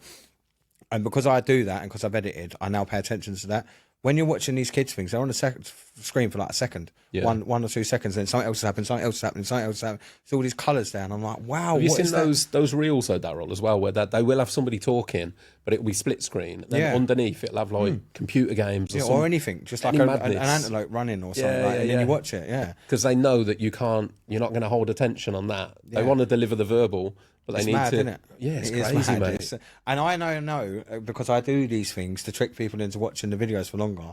When you start doing that, so that I'll have text split up for like a millisecond because I know people's eyes go to it, and then like, what was that? And then it's not like things like that. Now I know that I'm doing that. You get so conscious of. I'm like, they're doing that to me. And watching the kids ones, like, honestly, if you've ever watched any of like, you're just using kids master's YouTubers, own tricks against the population, Daryl. Yeah, I will use it. You've learned great evil, mate. No, but yeah, so like, I don't know. That's my goal at the minute, is to beat phone addiction. But it's hard because I don't want to beat it either. Like with drink, I wanted to stop drinking. I want to go back because I want to find out all about this. First of all, I want to find out a little bit about you prior to social media, because I think that, like, you exploded onto the scene, but a lot of people, I've heard people say, like, but is he a tradesman, or is he just a comedian, and that kind of thing. So like, who prior to social media and all that shit kicking off, obviously I know you've gone through your sobriety journey. I just want to find out a little bit about you, your background, like, how did you get into the trades? Who were you before the social media boom? I joined the trades like a lot of people did, really, like 15, 16 when I left school. I started actually before I left school working with my dad's mate. Gave me a couple of weeks. Right? So I did a little bit before. I think I did the 6 weeks holiday with someone, and I worked with him for like 6 weeks. And then he said to me, I've got another week. And then my dad's friend said, I've got a week as well. And I was like, spoke to my dad, and I was like, what do I do? And he was like, go with Jason. Like, he's got an actual firm. This guy's just got a little bit of work. Like, we don't really know him or whatever. So he was like, go with Jason. And I was like, oh, I don't really know what to do. And then this other guy was like, oh, I've actually got 2 weeks for you now. So I was like, I don't really know what to do. But I did a week with Jason, my dad's mate. And then after like 3 days, he was like, do you want to... I think my dad probably knew this. Like, I was on a trial, I suppose. So he said he offered me a job.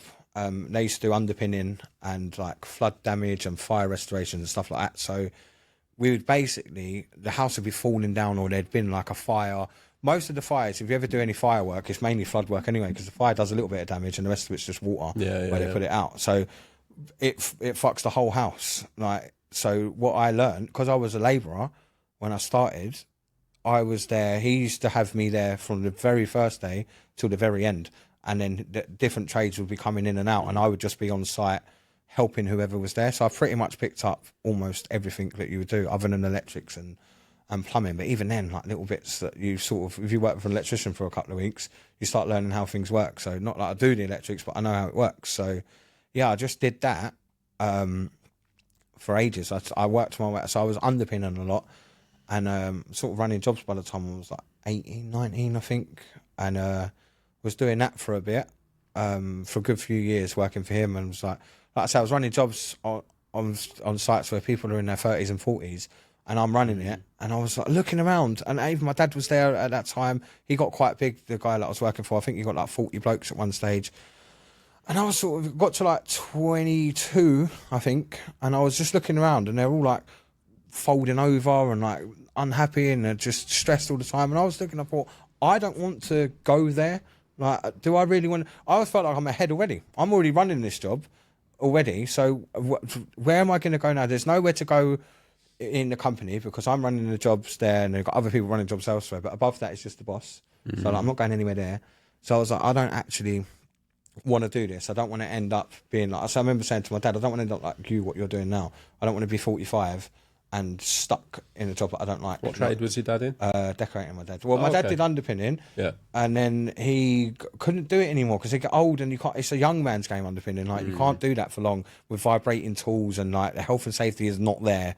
Like, especially then, it just didn't exist. So they're using vibrating tools all day and running wheelbarrows and stuff. So then he just, like I say, the company used to do everything. So he then got sent out, went doing crack repairs and all that stuff, and then just ended up decorating because it's obviously it's a lot less strenuous. It's still a hard job to do, but it's not. It's not. Saying that knowing you're sat opposite. No, I know, but I have decorating contracts and stuff. Like, I've been in decorating my whole life, and I actually think that it's the hardest one to do in regards to work. And I argue this all the time because even last week, the job I did last week, the one before we did a refurb, a small little refurb.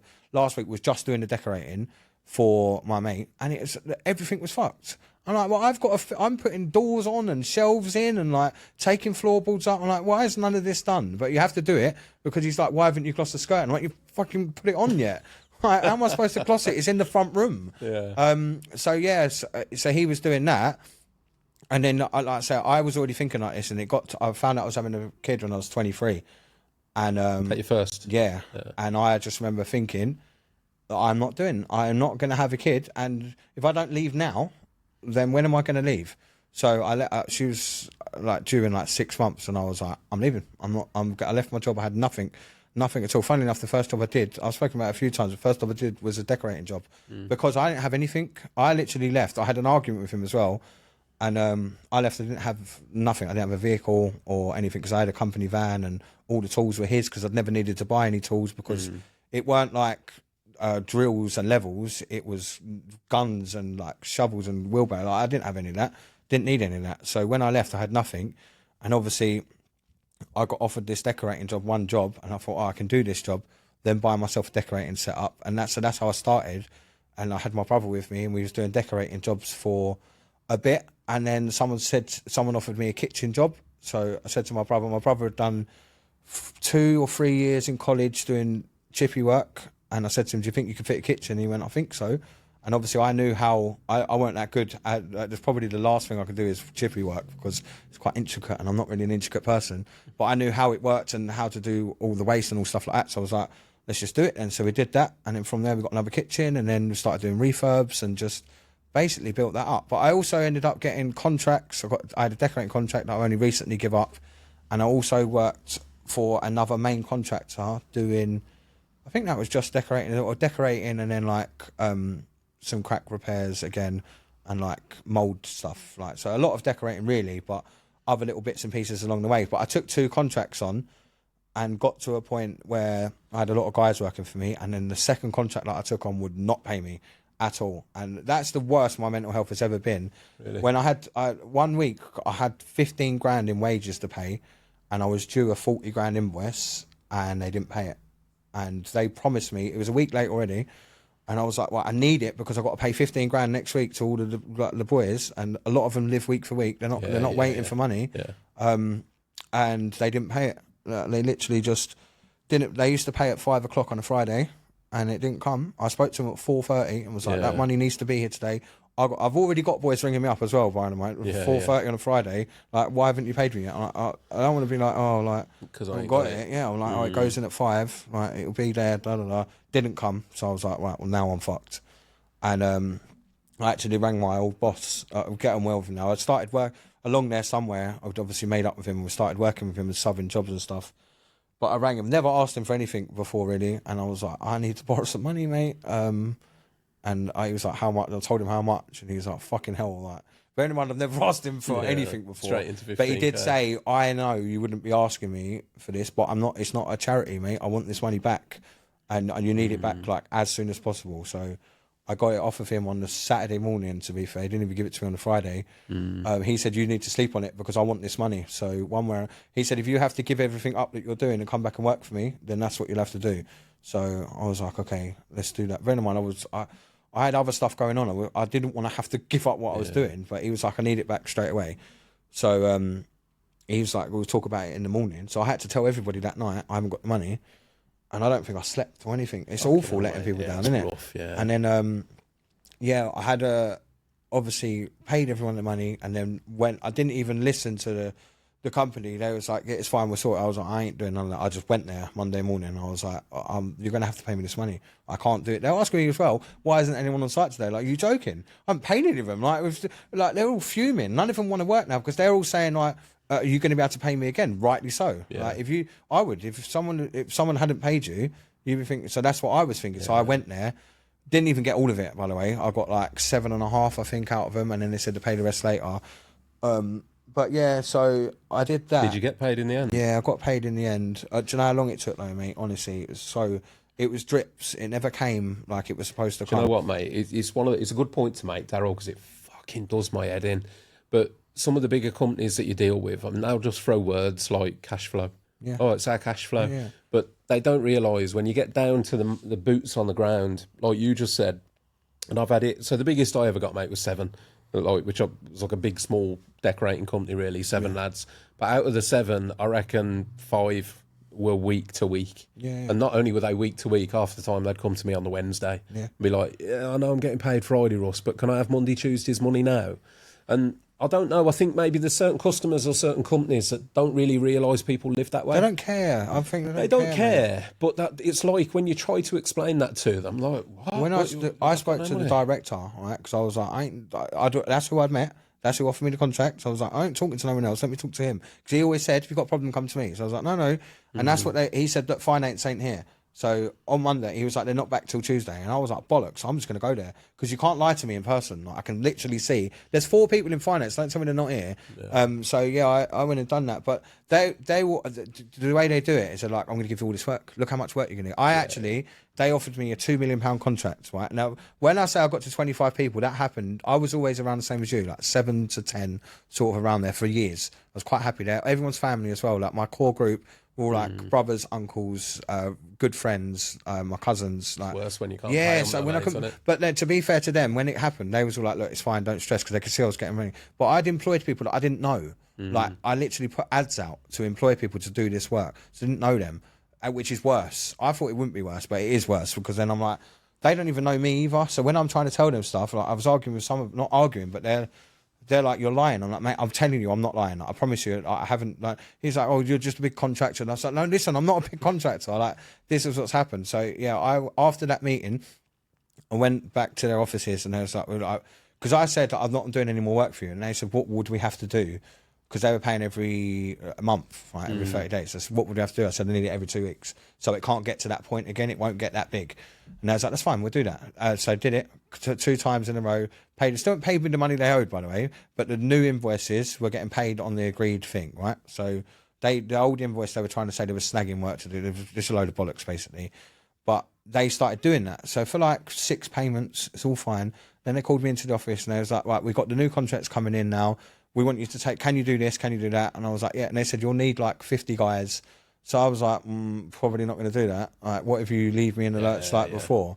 And they was like, no, it's fine. We'll sign proper contracts, because I didn't have contracts at this point. They was like, we'll sign this contract for the next 12 months. We'll guarantee you this on pay. And I was looking at it and I didn't know they was going to offer this either. So it was like, where I came from, signing the £2 million contract within a 12-month period was massive. And I was like, I didn't really know what to say, and I'm quite impulsive. So I was like, I need to go for a walk and like have a thing. And I didn't even get out the building before I was like, not doing that. Like, doing it. Yeah. And then I didn't do it. And I literally remember driving home, because I've always tried, probably like a lot of people, especially people that work for themselves, I'm just trying to be successful. I don't know what that looks like yet, but I'm just trying to get somewhere. Right? I feel like I need to be, I don't feel like where I'm at now is where I want to be. So I'm always trying to do that. And when someone offers you a £2 million contract, I didn't even get to the point of working out what that meant for me, because there's a lot of guys and stuff like that, so it's not like giving me £2 million. No, that's the thing though, isn't it? The companies throw those figures out. Yeah. Oh, your £2 million contract, but you need 50 lads for a year. Yeah. Well, actually, what's the profit line? And also, that's including materials and stuff like that.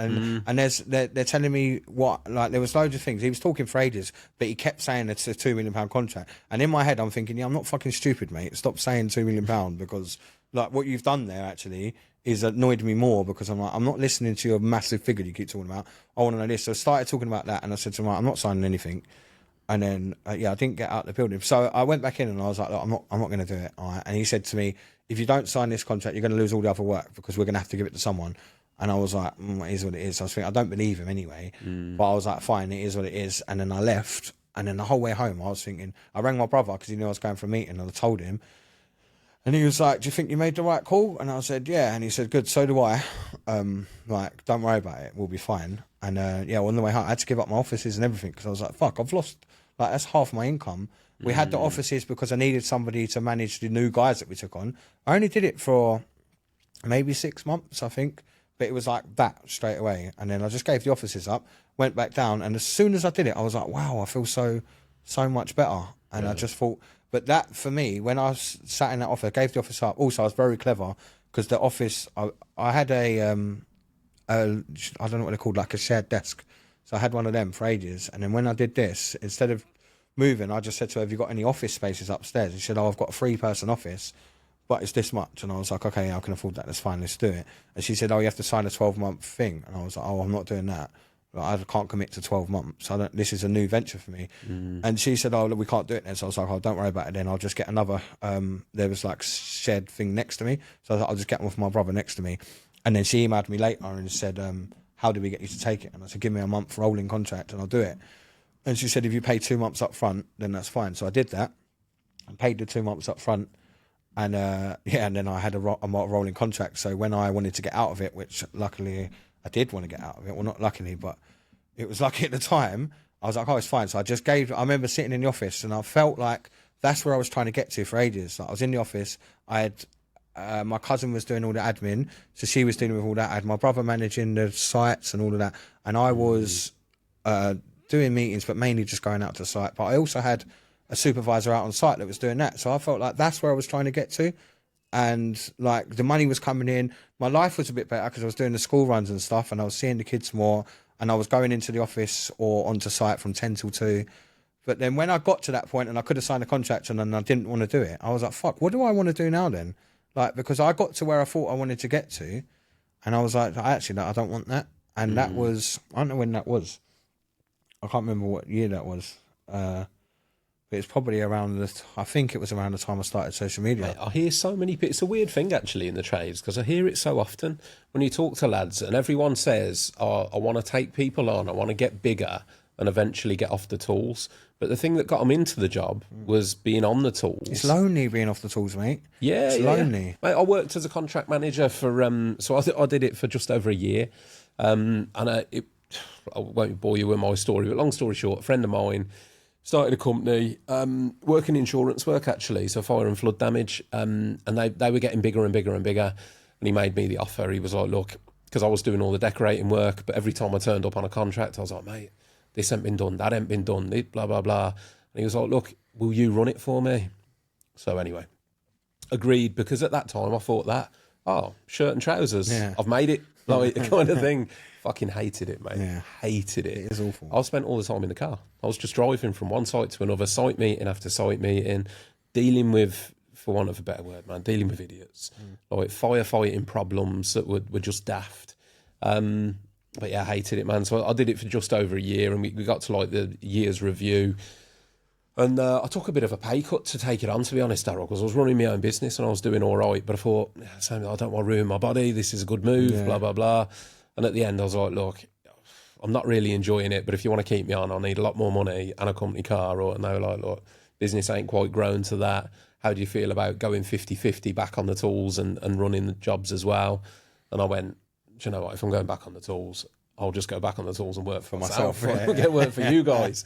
And they're, like, fair play to them, man. They're doing really, really well now. They've built the business. They're turning over millions, I believe. They're doing really well, but it was not for me. No, it's not fun. Work. Honestly, I didn't like it. Like I said, I put my brother in the office. But I remember I hadn't told my missus, because I spent a lot of time making that contract work and the other contract and stuff like that. And I just sacrificed loads. I mean, like, me and my brother, where we had to set up the systems and stuff, we was in the office like evenings, weekends, trying to get all this stuff done. And I said to her, trust me, it's going to be worth it, because I can see the money's going to come, and like next week's going to be better, and blah, blah. I've done that for ages.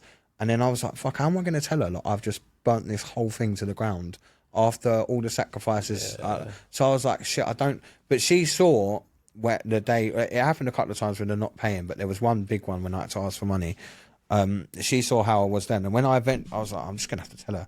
And I told her, and she was like, well done, basically. She was like, I'm so happy you've done that. I thought you was going to come back and be like, I've done this is what we're going to do. And she was like, you weren't happy. So like, but then I said to her, what do I do then? What am I doing now? Because I'm not just going to go, like, for me, the thought of running a business, and it must be for you as well, with 6 or 7 people is fine. Like, it's fine, but that's not enough for me. Like, I don't want just that. This is probably why you're doing other stuff, right? Because that isn't, I know it's going to sound big-headed now, but that doesn't take a lot for me to do that. For me to run a business with 6 or 7 people, just go out to site every day, my brain doesn't want to do that. Like, it's like, what, am I just going to get up every day and go and paint some skirting? Like, no, I don't want to do that. So that's not enough. So I know that. So I said to her, like, what do I do then? So I did the same. I kept 6 or 7 people, kept the contract, carried on doing that, and then I don't know what I did first. I think it was social media. I think I was like, I'm just going to try. How did that first thing come about then, Daryl? Like the 30-year-old labourer video, the one that blew up. Was that the first video? Yeah, that was the first video. That was the first video you Well, the first. out. So what actually happened is I was losing weight through social media, basically. And James Smith was one of the people as well, like you mentioned earlier. He was one of the people, I listened to his book and stuff. And then I just started. So I started doing that, right? I started putting the content out, same like James Smith style, and doing all that. And then Sean Casey, he's a fitness guy. I actually heard about him through James Smith's podcast, I think, and I was listening to his stuff, and I was like, I actually relate to him more than that. So I was listening to that, and then he did a course,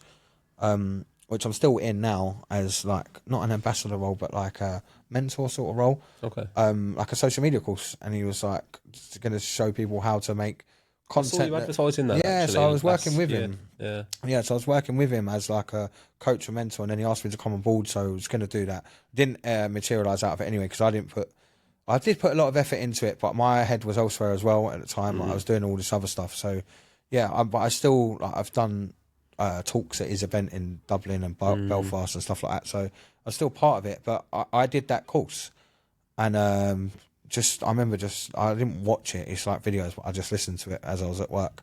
And at the time I was on the painting contract. So all day we had it for years. We were just painting doors and door frames, like fire stuff. So it's the same fucking thing every day. Just painting the door frame, painting the door. Yeah, mate, that's fun. No, it's not fun. But what I noticed is that all day I'm listening to podcasts because I'm bored. So everything I learned was because I had a shit job. Like, I didn't enjoy the work, but I was just like, I'm not just going to do that. Because I used to listen to music, and I'm wasting my time. Why am I listening to music? Also, I listened to music that was around in the 80s and 90s. It's not like I'm listening to new music. I'm just listening to the same song I've heard 5 million times.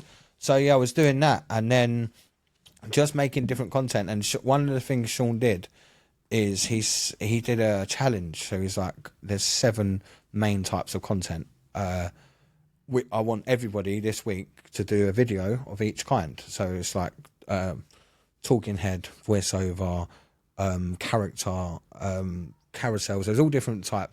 And the last one I got to was character, and I was like, I don't want to do fucking I don't want to act and pretend to be someone. I was like, got to do character reels. And one of the other things that Sean had said is to bring yourself into content. Don't try and just say what people want to hear. It's like, bring yourself into it. And I hadn't up to this point on all the weight loss stuff. I've done a bit of weight loss coaching for people, which I didn't enjoy. Didn't really like coaching people. Much like telling people what to do. If I ask, or not ask, but if I say this is what you should do and then you don't do it, don't then come back to me and say, this doesn't happen. I'm like, you haven't fucking done what I said. So I'm not a good coach, basically. I'm not. So I didn't like that. But yeah, so there was character was the last one, right? So I was at work with Ryan actually, and I said to him, I was painting the door, and I said to him, I'm gonna just do a tradesman one. Like, that's who I am. Like, that's what I do every day. Let's make a reel like that. And there's a guy that used to work for me that just always excuses. So I was like, I'm just going to do that, right? Let's just do that. So we made, I think I wrote down like 6 or 7, which I now know is my little blueprint I use. So I wrote down like 6 or 7 things that he says all the time, like, Mum didn't wake me up, or whatever it was. I can't even remember the first one. I've done so many of them now. And yeah, and Ryan was like, what are you even talking about? I'm not, like, it's fucking stupid. And I was like, just bear with me. Like, I think it's going to be fine. So I made him film me, and we was like doing that backwards and forwards, and then posted it, finished the job or whatever, and I was like, all right, fine, just put it out there. And when we was driving back, he went, do you know that video's on 50,000 views? And I was like, but by this point, we'd never had anything go anywhere near that. Like, everything, the only thing I had was a podcast episode I did with James Wildish, actually. Okay, yeah. Just we're basically just in his little studio thing he's got in his garden with his missus does nails in there. We just thought I was quite interested in doing all this sort of stuff, so I was like, we'll just record ourselves and talk and see what happens. So we managed to just clip a few things like that. So yeah, I had a clip go, but nothing like this. So yeah, it hit 50,000, and I was like, wow. And I remember we was like screenshotting it. I was like, wow, like, it's got so many views. And then like by the end of the day, it had like 500,000 views, and I was like, fuck, how has that happened? Like, so mad. And then the next day, we woke up, gone to work the next day, and it had 1 million. So I was like, right.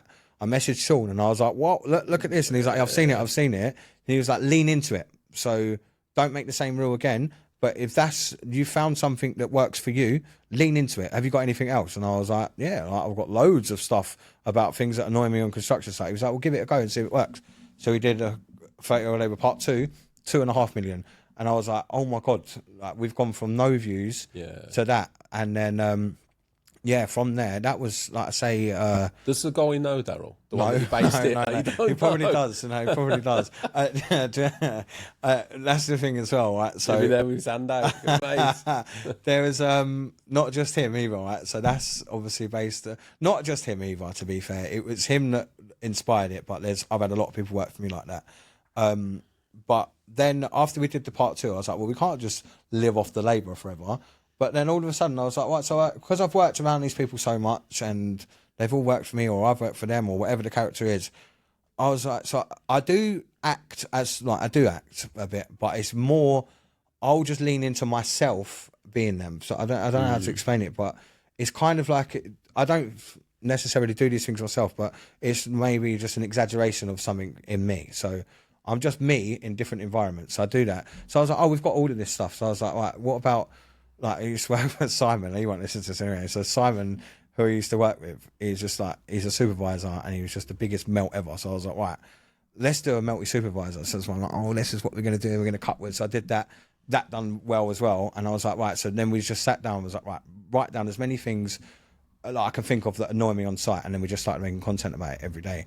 Mate, it's fucking endless as well, isn't it? There's so much of it. Yeah. When my lad watches your content, he always says, he's like, the thing is, the stuff he says is so bang on. Yeah. Like, it's legit. I think you can see that I've obviously been out on site, and because I've worked, so everyone always says, so many people say to me, what trade are you? And I didn't really have ever a trade. I did do bricklaying at college, But that was just because we was doing crack repairs and stitching brickwork and stuff, and like little things, like if we was underpinning, we might have to take a wall down and put it back. So I just wanted to learn that, because you can't really do underpinning at college. So at the time I did that.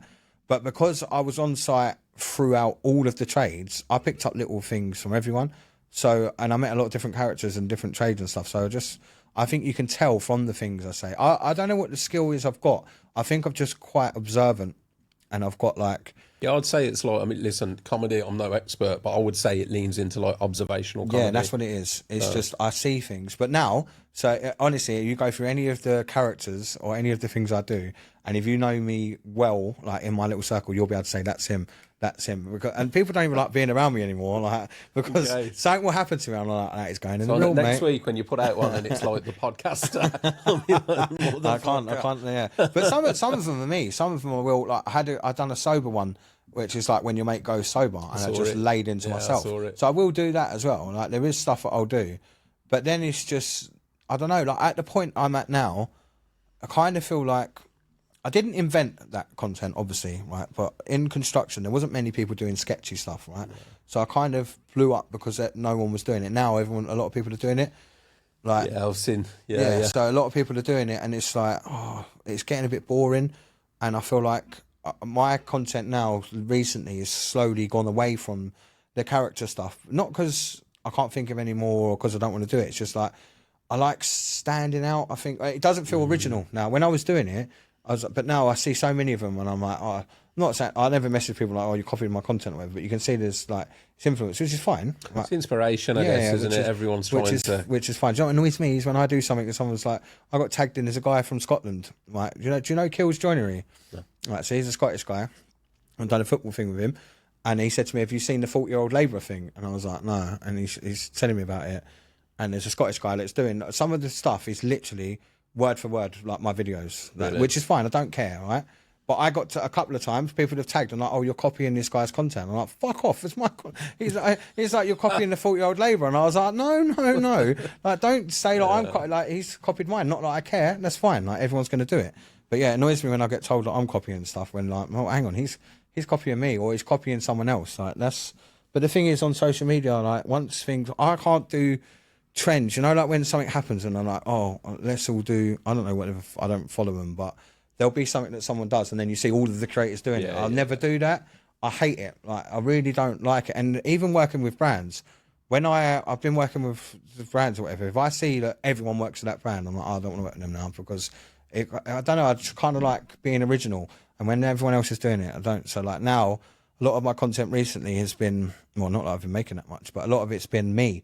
Like me on site or me with the kids. You've done a bit of collab stuff, haven't you? Like Dapper, because it's different. So I'm trying to be different, but I get bored as well. Like not just people getting bored. You think I'm making that content every day, and I've got a blueprint that I use for the character stuff. So really, if you had my blueprint, you could go right. What character are we doing? What do they say? How do they act? What do they do? And put that in there, and that's how all my content basically comes out. So I'm doing the same thing every day. So for me, I got bored of it. So I'm like, right, if I'm getting bored of it, then maybe other people are getting bored of it. So like but weirdly, it doesn't matter if I'm getting bored of it or not. If I put one of them videos up, they're getting hundreds of thousands of views as a minimum. Yeah. So it's hard not to do it because I'm like, oh, it'll work. I could do a labourer video now. And even though I feel like I've probably done 20 labourer videos now. I must have said every excuse out there. I must have. But if I did it now, it would get 200,000 views. So it's hard not to do it. It's your like you said, your blueprint. I mean, it's money in the bank. Yeah. How does it translate? I mean, listen, I'm not asking you to tell me your set, but I would imagine it's very different going from doing sketches to doing stand-up comedy. Stand-up, completely different. Like, completely different. You don't cross over the two. It's nothing to do with the labour stuff. No, nothing at all. So comedy is me. So it's me giving my opinion. A lot of comedy is just opinion, right? Stand-up comedy anyway. And it's me giving my opinion. So the stuff that comes across... In fact, I can't even... There's hardly anything that I've ever said on a stage that is to do with construction. Couple of things, but not many. But that's not... I don't know, it's not because... Do you know what? When you first start comedy, you're doing open mic nights and stuff where there's nobody there. You're going to London on a Wednesday night and into some bougie little pub. And the people in there have never been on site in their life. So it's different. Whereas when I did the O2 and I sold tickets to it and it was Dapper's audience and I've done a few gigs with Dapper... working class people don't go to comedy nights on a Wednesday night in central London. Let's not fast forward past that too much, mate. That's fucking massive, man. Yeah, he is massive. You've gone from being on site 2 years ago, and then you're on stage with the likes of, mate, I've been a fan of like Daniel O'Reilly, Dapper Laughs for ages, like his skits on social media and all the rest Dan of it. is such a good person, by the way, honestly. I'll get that impression, mate. I'd love to sit down with him one day because his story is exceptional as well. And again, massive shout out to the work he's doing with. You've been on his podcast recently. Yeah, I've done his podcast. Sobriety. Well, he obviously made me an ambassador of his faith. Honestly, he is the. People think, like, from the outside, you might think. I think I said to him when I done the podcast, I didn't like him from what I saw. It was different stuff back then. But a lot of people don't like him. Like, if you know him personally, he gave me an opportunity to, not just that either, I've supported him 3 times, I think, on his gigs, like on his tour gigs. He doesn't have to do that. Like, he's doing that because he's trying to help me. Yeah, honestly, it's mental. That must have been crazy. Yeah, like, when he asked me to do the O2, so Tom Davis was up with me, right? So I'm standing in the wings of the thing, standing with Tom Davis, and he's just chatting away. I've never been so nervous in my entire life. And he's like, you'll be fine. Off you go. And then I come off stage, he's picked me up, give me a hug and stuff like that. And I remember sitting there and I was just like, wow, what am I doing here? And that's social media. But it's also, it's not just social media, because social media will give you opportunities. But so it got me, that's how I met Dan, sort of, not even really, that's how I met him. But you also have to be a nice person, like, because like everything I've done, it weren't just the comedy or the social media that Dan saw. It's also, I went drinking and I was trying to be around the kids. So it's like the stuff he saw in me wasn't just like, oh, you make really funny videos, because loads of people are making funny videos. And he knows a lot of comedians, obviously. Didn't give them that chance. There's a big chance for a lot of people. Like, it was a big gig. Some people never get to do that. Yeah. Like, to do a gig at the Indigo O2 is bigger than... That was to raise money for Men and Emotion. Yeah. But some actual comedians that Dan knows won't get that opportunity, and he could have done that, but he didn't. So it's not just that, it's a whole package. And that's what I'm saying about building a personal brand. Being you is what people actually want. Like, making a funny video is one thing, but it does stem from that. Like, never did I think when we was painting that door frame in wherever we was, I think it was, I want to say Uxbridge or somewhere, and we was just painting these door frames, and not once did I think, oh, we'll put this video up and then I'm gonna. But that was actually quicker. Mate, it's just mad. It's mad. I mean, listen, it's not to take away from the graft that you've put in to maintain it and grow it, but the opportunity, and there's a lot to be said there for like seeing those open doors. Yeah. And potentially, I would imagine, I'm speculating here, but if you were still involved in drink and drugs, you'd never have seen the open doors. Never, mate. Never. Something else I want to go into, to be fair with you, Daryl, is your journey through sobriety, because mate, I don't need to tell you this, but the construction industry the culture is work hard, play hard. As far as I've ever known it, mate, it's full of drink, it's full of drugs. There's a lot of people in the trades that work hard all week. Come Friday, it's down their throat and up their nose. And that's rife. And to me, it's one of the big contributory factors to all the horrific stats that you see with mental health now. It's a massive factor. But you've gone through your own journey, which I want to find out a little about. So, how bad it was, where it got to, and why you changed. Yeah. So just quickly on like one of the things is Paul Morton, he had a podcast that I listened to, and one of the things he said is, if the only thing in your week that you got to look forward to is the Friday night, then the rest of your life is shit. And that really stuck. It's such a simple thing, right? But if all you're thinking about on a Monday morning or a Tuesday morning is like, it'll be Friday soon, I'm going to piss and see the boys, then everything else is fucked. Because that is an hour, or not an hour, so say it's 6, 7, 8 hours, even 12 hours with your mates, out of your whole week. And then not only that, it fucks the Saturday because you're hungover, it fucks Sunday because you can't be bothered, Monday, like whatever. It's like, how is that the thing you're most excited about? And I remember that sitting with me and I was like, wow, that's so true. Like, I must hate the rest of my life if I have to go and do that, just because I've, like you said, even when you said it then, they've worked hard all week and they want to go out on Friday and get right amongst it because it's been a shit week. So that to me told me I weren't just unhappy in my life, I was unhappy in my job. Because if my job's that thingy for me that I have to then unload on a Friday, so I was like, right, so let's unpack all this. Alcohol was obviously one of the things, but I wanted to change everything, and I systematically did that. So I was unhappy with my weight. I was unhappy with never unhappy with alcohol really.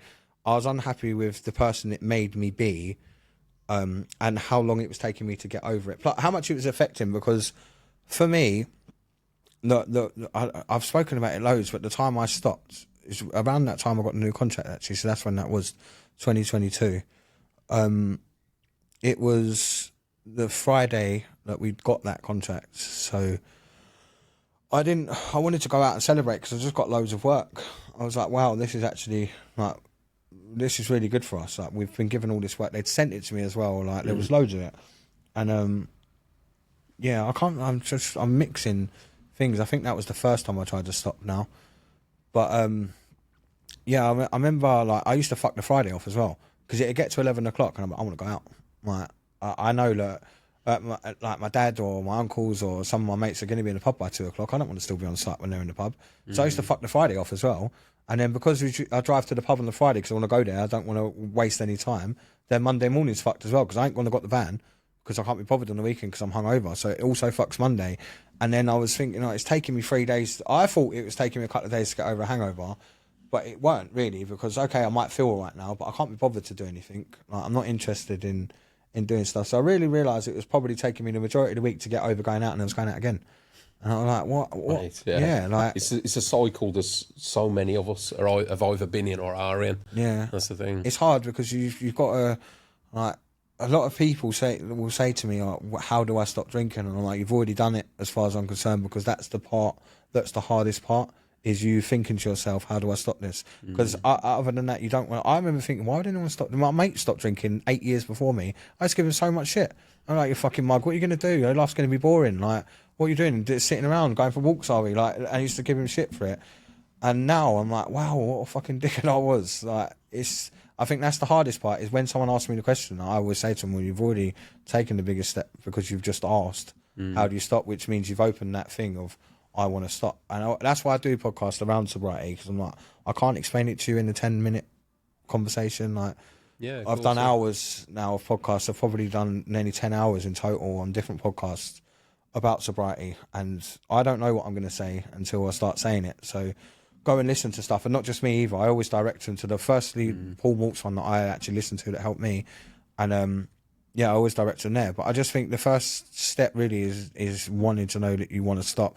And then I failed loads of times, like loads and loads of times. But for me, I was sitting there thinking, right, this is where I didn't know where I wanted to go, but I know I wanted to be above where I was. So I was like, right, what's the thing stopping me getting there? Right, and everyone always says, what's the number one thing that stops anyone getting anywhere? Time. I haven't got enough time to do that. I haven't got enough time to make social media content. I haven't got enough time to do invoicing and take on the stuff. And what's the thing that's taken up more time than anything else is my Friday night. Because it's taken the Friday daytime away from me, Friday night, all day Saturday, all day Sunday. And then I'm like, well, I've just lost 3 days in 1 week. And I'm doing that 3-4 times a month.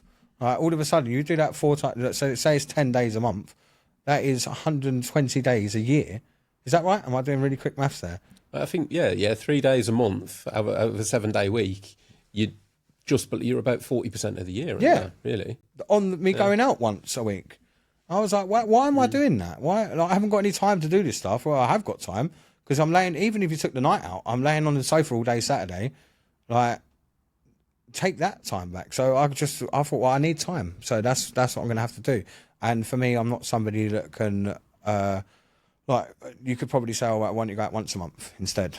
And then you'd be right. Well, I'm just not somebody that could do that. Yeah, like. I mean, was that how it looked for you then, Daryl? So like, I generally got really a heavy Friday night. So it was always a Friday night. Well, when I was younger, it's obviously Friday, Saturday, Monday, Wednesday, whatever. I don't really count anything up to like the age of 21 because you're just like, I'm going out all the time. I didn't really count that. But I did get to a point, and I don't even know, looking back, whether I had kids now. I don't think I did.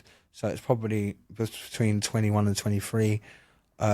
Where it just got really bad and I was taking drugs almost every day because I was just out every day. Throughout the week as well? Yeah, throughout, even at work and stuff. Like, not so much. I never like woke up in the morning and then started taking drugs, but I would go out on a Wednesday night, go straight through the night, go to work the next day, still taking drugs because I'm still out in my brain. Yeah, you won't stop. Yeah, so it's not like I woke up in the morning like, oh, I need to take cocaine. But I would go to work. So you weren't dry sniffing? It was no, always. So I used to take... It didn't happen a lot, but if I used to have to go to work, obviously I'd get someone to pick me up or whatever, but then I couldn't ever take gear without drinking, so I'd be drinking as well. And like, yeah, so this is definitely before I had kids, 100%. But I can't think when, but probably like 21. But yeah, it got to the point where I was just like, if I were, well, basically I was in a cycle of going out until I'd stopped going out, and then being in bed for a couple of days, and then going out again, and then I was doing that for a long time. But I think it was around, obviously that's how I noticed before kids, because that's what stopped that. When I realised I was going to be a dad, I was like, I can't live like that. Like, it's ridiculous. So I stopped that. But still, every time I went out, I was taking drugs every time, and it was just a thing, like you said earlier, the environment I was in, everyone was doing that. Yeah. So it's like it's as honestly, thinking back to it now, it's exactly the same for me. If you walk into a pub and say to someone, "Do you want a beer?" That's like when you're in the toilet. Do you want a line? It's the same. Yeah. Like, it wasn't any different. Like, it didn't ever seem, or like smoking. Like, if you're having a beer, you're having a fag. That's how it was with drugs in the circle I was in, which at the time was fine. I didn't even know that wasn't normal. I've been around it. I've been around it my whole life. Same sort of thing. I mean, me personally, Daryl, I've never touched. In fact, I say I've never touched drugs. I have, but like soft, like not pharmaceutical, nature. So basically, I don't know why I'm even dancing around it. The first time I ever touched drugs, I was 31. I smoked weed in Mexico. Oh, really? Right. I've been around. Fair play, though. Mate, I've been around everything. I've been around the amount of times, right, that I've been offered coke, and people have gone, "Oh, you really? You look the type." It's just shocking. Isn't Like, it? I don't know whether is that a good thing, but no, mate. I don't know why. I don't know. I'm still to this day. I don't really know why I've been that way, because I went to public school, rough area. In fact, the school I went to was the roughest school in town at the time. So there was a lot of it, like the culture. My mates would drink drugs, got harder than coke and stuff like that. I was offered everything under the sun, but I had this irrational fear that if I ever did, I think I must have watched something about somebody doing a bad line. I just thought I'd die. Yeah. And I'm a big overthinker, me. So I always thought, I think maybe it's control. I'm a bit of a control freak, but I've been around alcohol from a very young age, and I drunk from a very young age. That was always enough for me, thankfully. But in all my friend circles, mate, but the regularity of it, I mean, whether I should say this or not, because of people, fuck it, is what it is. But like the environment I was in, and the people that I mixed with, who I still consider to be good people. But I remember like going to one of my son's football presentation nights, and like all the parents, like the dads are doing lines at their kids' football presentation. Yeah. Like, and I remember looking and walking in and going, "Oh, do you want a bit?" And being like, "Nah, mate, you're at your sound." And then walking out thinking, why the fuck would you need to be doing that? Yeah, because it's normal for them. It doesn't exactly. feel like It's like else. exactly. Yeah. It's you have a pint, you have a bag. Yeah. That the two go together at all times. Yeah, and I think that's for me. Like, I say it a lot because I was around my dad and my uncles, and I'm like, it's not their fault, because that's just what they were doing. So your family were involved in that. And doing that and as it's well. just that's what I'm saying. That it was all everybody, like everyone I was around was doing it. So it just never really become a thing for me. I don't know when it changed. When I realised that, like, because I still think there's more people taking drugs in this country than anybody realises. Anyone that doesn't take drugs, like, it is unbelievable the amount of people, and the people I know that take drugs that you'd never think take drugs, and I know they do because I've been there with them. Like, it's mad. So I think it's just a bigger problem than anyone thinks anyway. But I've never been somebody. I'm just greedy. I think that's what all of my problems stem from in life. I'm greedy. I'm the same with my phone. I want to do this. I want more. I want more. I want more. And it's the same with drugs. It's the same with drugs. And then just take a little. I was like, I want to take all of the drugs, keep them coming forever, and my whole life for that time was revolving around that. And I just think that's. Yeah, for me... Was it just drinking coke? Or I didn't really go any further than that. No, not really. But yeah, so it got bad there. But then, like I said, I stopped when I was having a kid, but I didn't stop taking drugs. I just stopped using every day. And then, I don't know. And then it just, obviously, every time I've had a kid, like when I had Lila, who's 7 now, that's when I lost all the weight. And then... when I had Hattie, it was when I gave up drinking. And then now, just had a baby now, and I'm like in this sort of transition period of like, what do I want to do? But it's always not like when I have the baby, it's when I find out I'm having the baby. So like...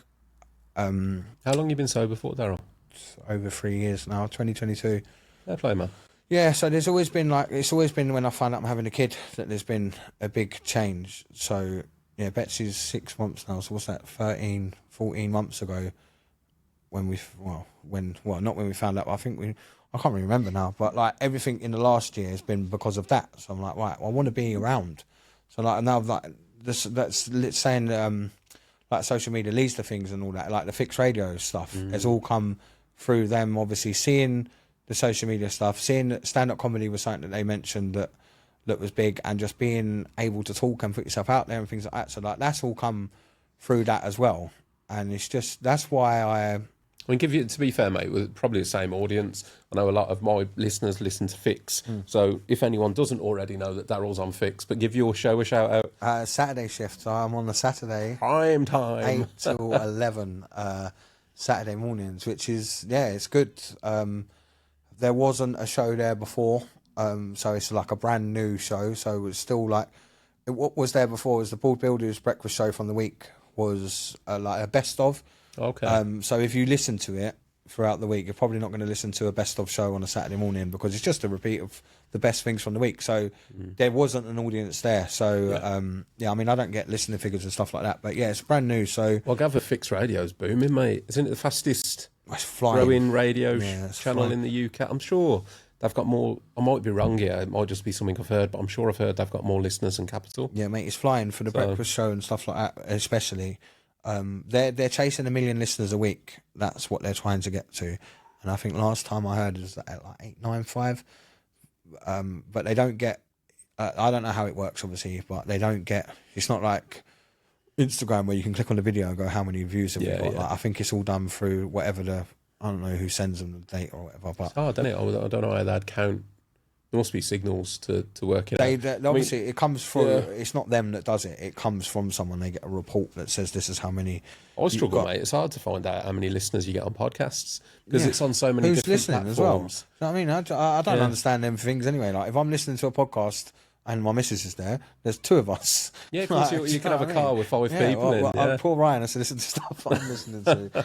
But so like stuff like that, like that's exciting for me as well. Like doing. That's brilliant, stuff man. like that. Absolutely brilliant. Yeah, I've got so many little things. I just don't really know what I want to do right now.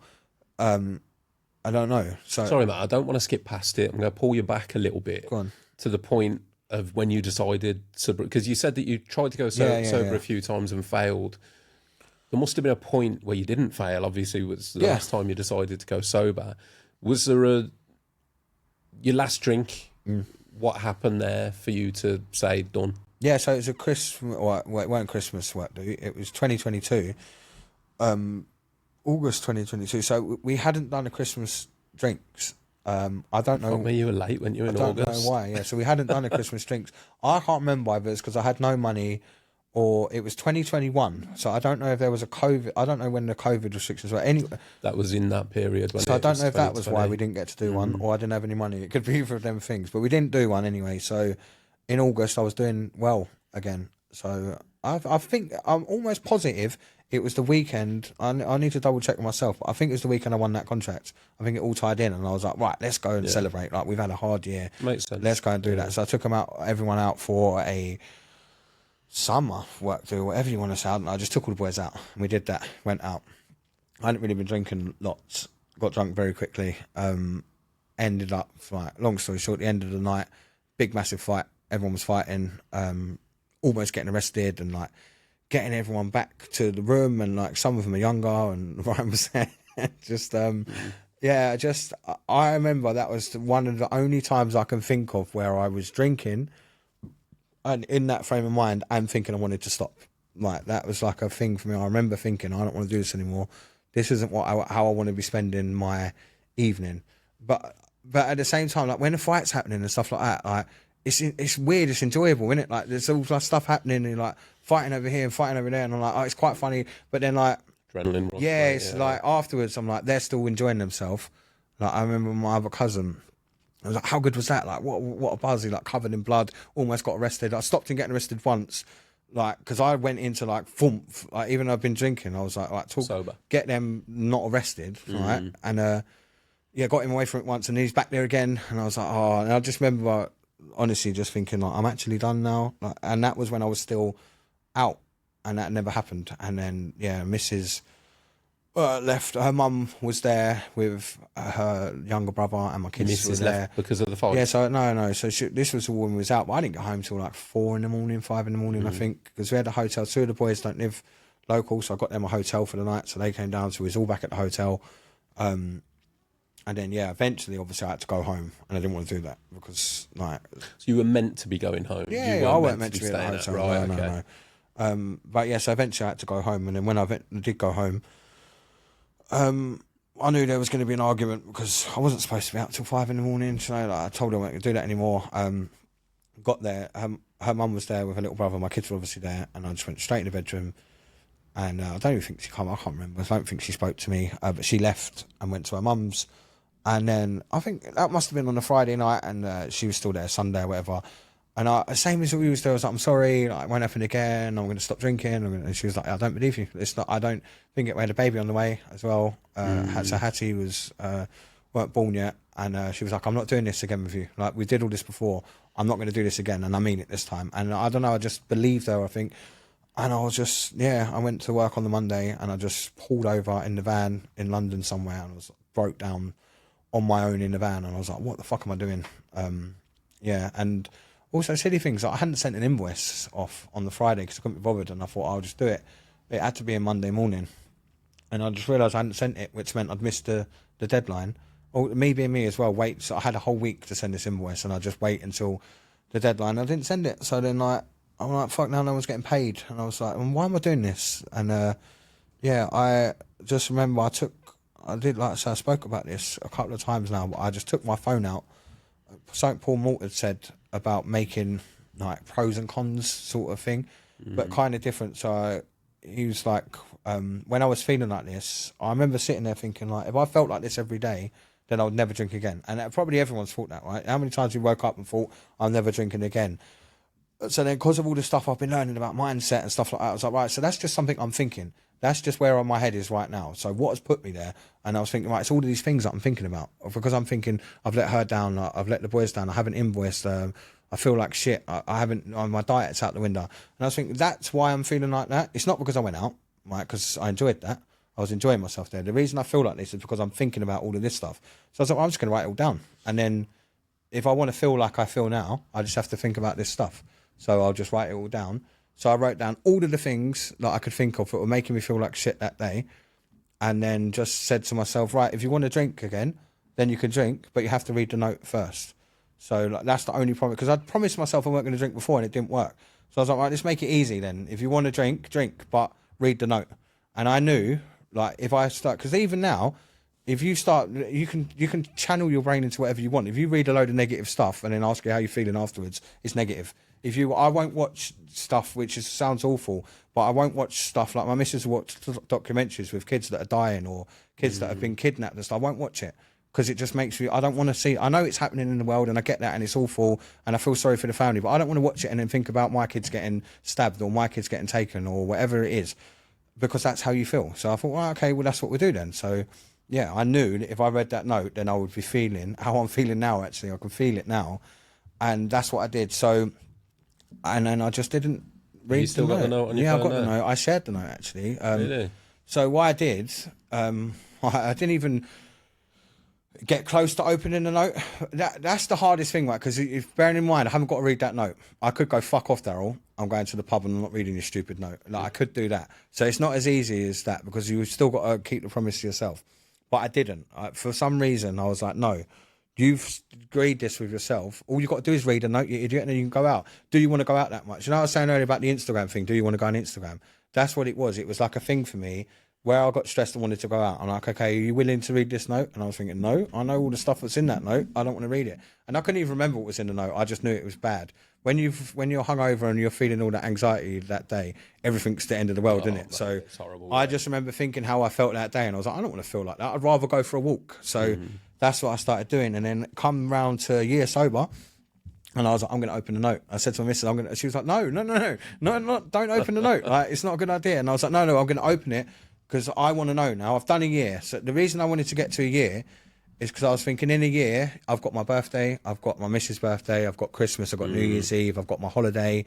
Like all of the things that you're ever going to struggle with really are in a year, like most of them. So I was like, if I can do all of them things and go to weddings and I can go to football and I can do all that, then I can probably do more than that. So open the note. It wasn't as bad as I thought it was going to be either for a start because I built it up to such a big thing in my head. And then I was like, fuck, I'm going to share this. So I screenshot it all and I shared it all to my social media. And I was like, this is what I did. and I had the most responses I've ever had out of any social media post anywhere. Wow. And I've had people still now message me because it's weird because I feel like I've said it so many times that I shouldn't say it anymore because it feels like, oh, you're just. But that's how I stopped, and people will probably listen to this that haven't heard me say it before. So, 100%. Yeah, so like I even started this by thinking I don't want to talk about it, but that's what I did. And every time I talk about it, guaranteeing you now, somebody will see this and then message me and say, "Oh my God, like I've just done that, and it's helped." So many people have done it now, and it's helped because it's such a simple thing to do.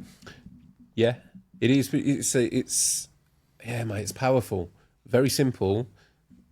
I can see all the reasons why it works. So, because I don't think any of us, like when you left your missus on that last day where you were going out for a drink and you said, "Oh, I'm not going to be late," or whatever you might have said to her, "I'll be back by 11, babe," whatever it might be. When you left, you intended that. Yeah, you would have. But did I? That's the other thing. When I think about it now, I'm like, no, I probably did. But then if you'd have pulled me there and said, "I'm telling you now, like I'll bet you whatever," or said to me, "Are you definitely going to do that?" I would have probably gone, I don't know. Like, yeah, you just, I don't know. I don't know if I was even believing it myself. But yeah, no, it's hard. I don't think many of us, when you go out, when you set foot out the door, you don't intend to come back at 5 a.m. having fucked everything up for the week ahead, fall out with your missus, blah, blah, blah. You don't intend for that. But after a few beers, it just goes out the window. You get selfish, isn't it? You get selfish. Yeah. I didn't care about anyone then. The mask comes down, though. Darryl, that's the thing. And it comes down to, again, like men and their emotions. We'll plug that. But it comes down to us men not really understanding our emotions. And maybe actually that hard week at work, that's what you're trying to just... Because alcohol's there, it just numbs you, doesn't it? Yeah. Don't get rid of the problem, but it takes it away in the moment. And it's how a lot of us have trained ourselves to cope with stuff. Do you know what? As well, I knew that I'd fucked up when it got late. Right? I knew that, and I can't remember if I turned my phone off or my phone had died, or I don't really fucking remember. But I knew that I'd done that, and I knew what was waiting for me at home. So then I didn't go back even more. No, you think you're all in now? It's just like, well, I'm fucking out now. Like, so yeah, there's that. But I mean, in the note, I literally wrote down stuff like, "You fucked the contract up. You got a new contract. You fucked that up." I wrote down in some of the things in my note was like, I had my brother. My brother didn't want to come out. Right? Didn't really drink. He doesn't drink at all now. We both stopped at the same time, but he didn't really drink that much anyway. He weren't really. He had a bit of a trouble when he was younger, and got in a load of trouble over it, and he changed his life since then. And so I was like, we're celebrating. What are you talking about? I want you to come out. And he gave me like 3 excuses why he couldn't come, and one of them was he couldn't get there. So I was like, I'll pick you up. So when I got him, picked him up, took him down the pub. Ended up, he had a great night, don't get me wrong, for the majority of it. But then he ended up in the same situation I was. So then I felt guilty because I dragged him into it. So wrote down, I've got a baby on the way. Like I'd let myself down professionally, like with work, because I hadn't sorted out the invoice. I'd made myself look stupid there, and like I weren't going to have to pay the boys' wages, which meant my dad wouldn't be able to pay his mortgage, and like it just went like that for ages.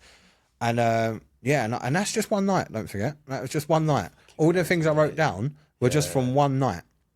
Yeah, like, imagine if you tried to do that about all the things alcohol. And I know it's but I enjoy alcohol, which is fine. I don't care if people drink or not. Couldn't care less. If you want to go and drink.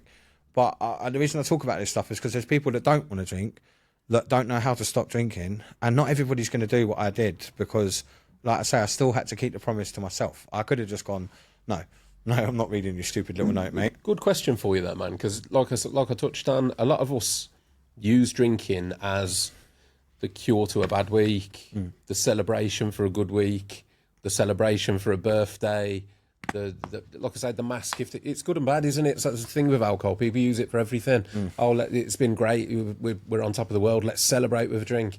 Oh, we've had a bad day. Let's commiserate with a drink.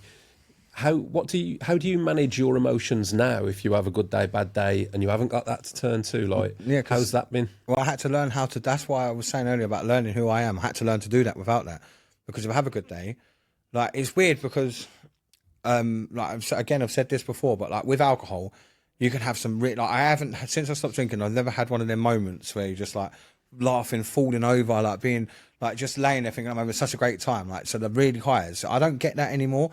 Like some of the highs I get now, like doing the gig at the O2, massive. Like making content with my friends, like being around stuff, and I've been on bike rides. I've done London to Brighton with my friends and stuff like that. Like really good days, not as good as being at football when Chelsea won the league. Like that, I haven't got to that ever. Never going to get that feeling again, which is fine. But I also don't have the bottom one either. I never ever get to the point where I feel like I've never been suicidal, actually. I was going to say, like, I don't want to be here. That's never really been, I don't know, I've never had that, really. But I have felt like I don't want to be me anymore. I felt like I don't want to do that anymore. Like, so I've felt that, but I haven't felt that since. So I don't have that either. So it's like, it's hard. But I think, you're saying all the things that people do with drink. I think it's confidence. I think everything that you've just said, you're trying to give yourself the confidence, because like when you're out drinking with your mates, you might start singing or dancing or being an idiot in front of people. You want to do that anyway. You just haven't got the confidence to do it. And that's what the same with like meeting new people. That's the thing I struggled with most. When I go to events now, like I went to the Fix Radio Christmas thing. Danny Madden was there actually, and he's the only one really that I knew other than a couple of producers. And I don't even know Danny really. I just spoken. I think that's the first time I met him actually, saying I know him. I spoke to him on social media. And listen to him on a few podcasts, which makes you think you know people. He's a good lad, Dan. Yeah, but he was there, right? So I did that. But that took a lot of time for me to learn how to be around new people and not be the person that I was then. And do you know what, as well? I done a few things where, probably actually, when I saw you at the Paint and Decorate show, I find myself saying to people, oh yeah, I used to drink, or yeah, I used to take drugs. Like someone of them, I did used to take drugs, mate, because I'm like, no, please accept me still. I am still one of you. I don't take drugs anymore. And I found myself saying that a lot. Now I don't really. I don't ever. I just say to people that I don't drink, and it doesn't really go much further than that most of the time. I try not to. Ryan's probably laughing over it. He's like, you talk about it all the time. But yeah, like that for me was the biggest thing, is learning how to be in new environments, meeting new people, and not being drunk. But it's just because you're getting confidence. That's what it is. And I don't know if that's the same. I never really used alcohol as, like, if I was upset, I wouldn't go, oh, I'm really struggling right now. I want to have a beer. But what I wanted to do is not, I don't know if that's the same. I didn't want to feel like that. I wanted to have fun. And I knew if I had alcohol, I would have fun, which would mean I wouldn't be sad. But it's not the alcohol that's making me have fun. It's that I've now got confidence to be like, hey, I'm Daryl and I'm going to do this and I'm going to make you laugh. And I just had to learn to have confidence. That was the biggest thing for me.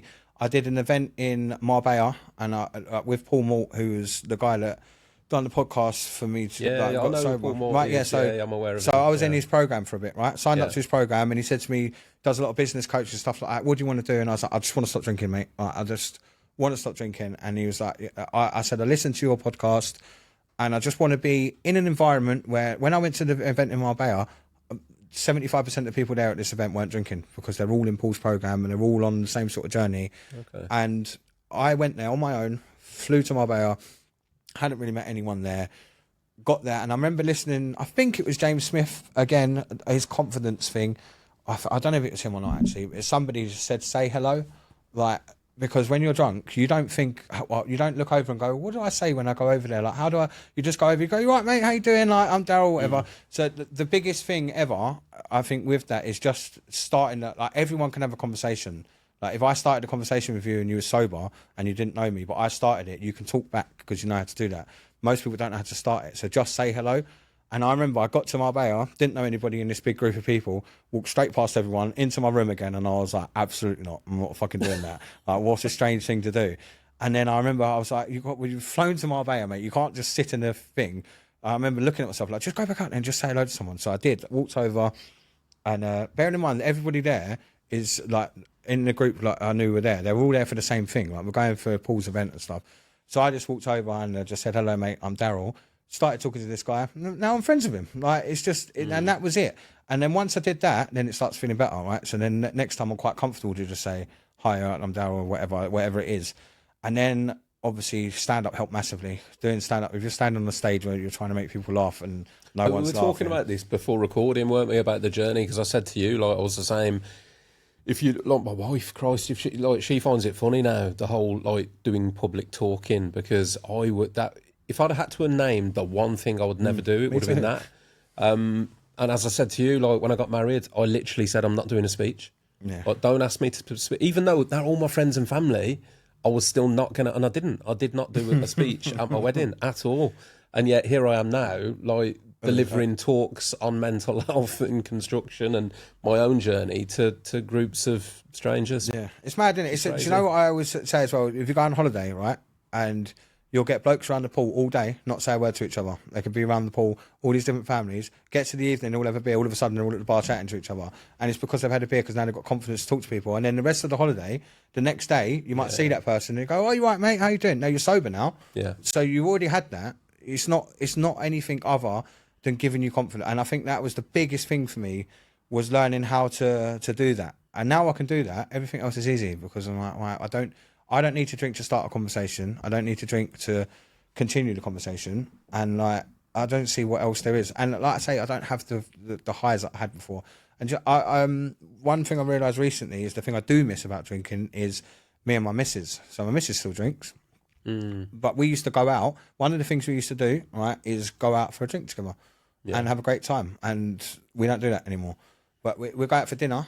I enjoy going for dinner, but going out for dinner is not the same as going out on the piss and falling over and laughing and like chatting and stuff like that. So I do find that I miss that, and that's hard because we now don't have that. So what do I replace that with? Like, we've done holidays, actually. We went on holiday to Rhodes, just me and her, and I was sober then, and we did, like, we went on a boat for the day. I hired a car because I'm not drinking, so I could drive, so we had done that. Great holiday, really good. But some of the best times we've had, I've done a Butlins weekend with her, and I always think back to that weekend as one of the best times we had, because we was drinking from Friday to Sunday when we was there, and just, I can't remember any of it. But I know that I had a great time there, but I'm not going to have that. So it's hard, because people say life, oh, you're going to be boring. Your life ain't going to be boring, but it's going to be different when you're sober. Yeah, mate, I guess you just got to rebuild what you're doing, mate, which is find your way around life without alcohol. So just enjoying different things. You have to make together. the rest of your life interesting. You know what I said earlier? But if your whole life's boring and you're waiting for the Friday, then when you're not drinking for that Friday, the rest of your life has to be interesting. Well, I guess, to be fair, Daryl, it's a great way of explaining it, mate, because that's your net positive, isn't it? So you might have taken away that 3-4 hour high on a Friday with fucking 7 days of shit, but now you've raised the 7 days to a good level. But you've sacrificed the high. I've never really heard of it explained that way, mate, because I think most people, the one thing that you've been very honest about are the positives that you've had, or the highs that alcohol gave you. Because most people just go, oh, it was a fucking nightmare, I was a nightmare, alcohol's a demon, It won't, was I've it? had to quit. That's the thing. People enjoy it. Nobody, I don't think so anyway. Maybe drinking indoors, like that might be it, but I don't think anybody doesn't go to the pub with their friends, have a few beers and enjoy it. Like, you're not doing it. You're not there going, oh, I fucking hate this, I wish I weren't here. That's not what's happening. You're enjoying it. So, like, Paul, again, I'm going to go back to Paul, but every time I think about alcohol, it always takes me to Paul, because that's where I did all of that. So he said, you know, like people say it's self-soothing, self-sabotage, sorry. He calls it self-soothing, because you're not sabotaging yourself when you go out for a beer. You're making yourself feel better. So it's the opposite of what everyone thinks it is, because you're making yourself feel better, because that makes you feel good. But what you're agreeing to is that, you know, the next 3 days are going to be shit. So it's hard. Like, I think that's the biggest thing for people. Trade off, mate, Yeah. And everyone's, I try and say this, I've said this a few times, when you give up alcohol, you're going to lose loads of your friends. And people say to me, oh, that's not true, I gave up drinking and I'm still friends with my friends. And I think that's fine. But you're not in the same environments as them, because you're not doing that stuff anymore. So you do lose friends, you do lose relationships and stuff like that. But I've got friends now that I can sit with just doing nothing. I didn't have that before. I wouldn't have been able to... So what you had before were drinking friends. Yeah. You know? Yeah.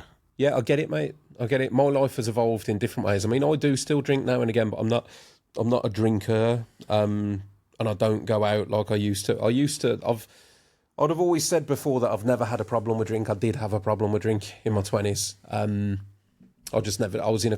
was surrounded by, probably all of us had a problem with drink, but I was surrounded by it. But these days I'm not. It just doesn't bother me, mate. I don't, it's one of those, I mean, me personally, I enjoy a drink, but I don't have a problem with drink. So I could quite happily go 3 months and not have a drink. And 9 times out of 10, after I drink, I'm like, in fact, I said that my wife had family over the weekend and we went out. And I said to her afterwards, I'm like, it just ain't worth it. Nothing bad happened. It's just the grogginess afterwards. I feel so unproductive, and because I live a very, very busy life now, I just feel it's detrimental to my overall... But it is once in a blue moon now. You haven't got time anymore because you're doing other stuff. Like, that's what I'm saying. You get the time for that. Would you have done where we met, at, like you said, the painting decorating show? Would you have done that evening and not had a drink? No, I'd have struggled. Yeah. So I think that's what people think. Like, you know, you say you haven't got a problem with a drink. It's because you think, oh, I can give up alcohol for 3 months. But them 3 months, you probably haven't done the thing where social event where you're not. So giving up for 3 months is fine if you're not doing the thing that you would drink around. So like, it's easy. That's what I kept saying. No, it's fine. I don't have to drink. I haven't done anything that you're supposed to be drinking at. Like, I haven't been to football. I haven't been to the pub. So you're not really giving up drinking. You're giving up going to the pub. It's a really good point. Yeah, like, so it's hard. But if you can't go to an event, that's the way I look at it. If you can't go to that thing and not have a drink, then you have. But it's not a problem with drinking. Again, it's a problem with confidence. That is the thing, because you're thinking, like, especially if you're someone that worries, oh, what if no one talks to me? Or what if I'm just, I don't really know how to be? Or what if they don't like me? And when you drink, none of that happens. Like, I don't care. Like, so that, like, I struggled with it for ages. And I remember, do you remember that night there was the one guy who kept talking to us? Do you remember when we was in the pub towards the end? I know very well. Oh, mate, and he kept doing it and kept doing it and kept doing it. And I was like, yeah. Actually, he ended up following us home, right? Almost then he had to fight with him because... I got to admit, I did think it was potentially going that way at one stage. Because it was him, wasn't it? He was the one pushing it. Yeah. And I, with me, right, I used to fight a lot when I was drinking, all the time. Every single night I would be fighting. And I see things so quickly that I think are going to be a fight. And when I was drinking, I just used to act on them straight away. Yeah. I'm like, I'm not going to let you punch me first, so you're getting fight. When I'm sober now, I'm still seeing these things, and I'm still thinking, he's going to hit me in a minute. You can see when people, like, everyone can see it, right? And the amount of times that he kept, and I was like, okay, mate, all right, fine, go away. And I've done it a few times.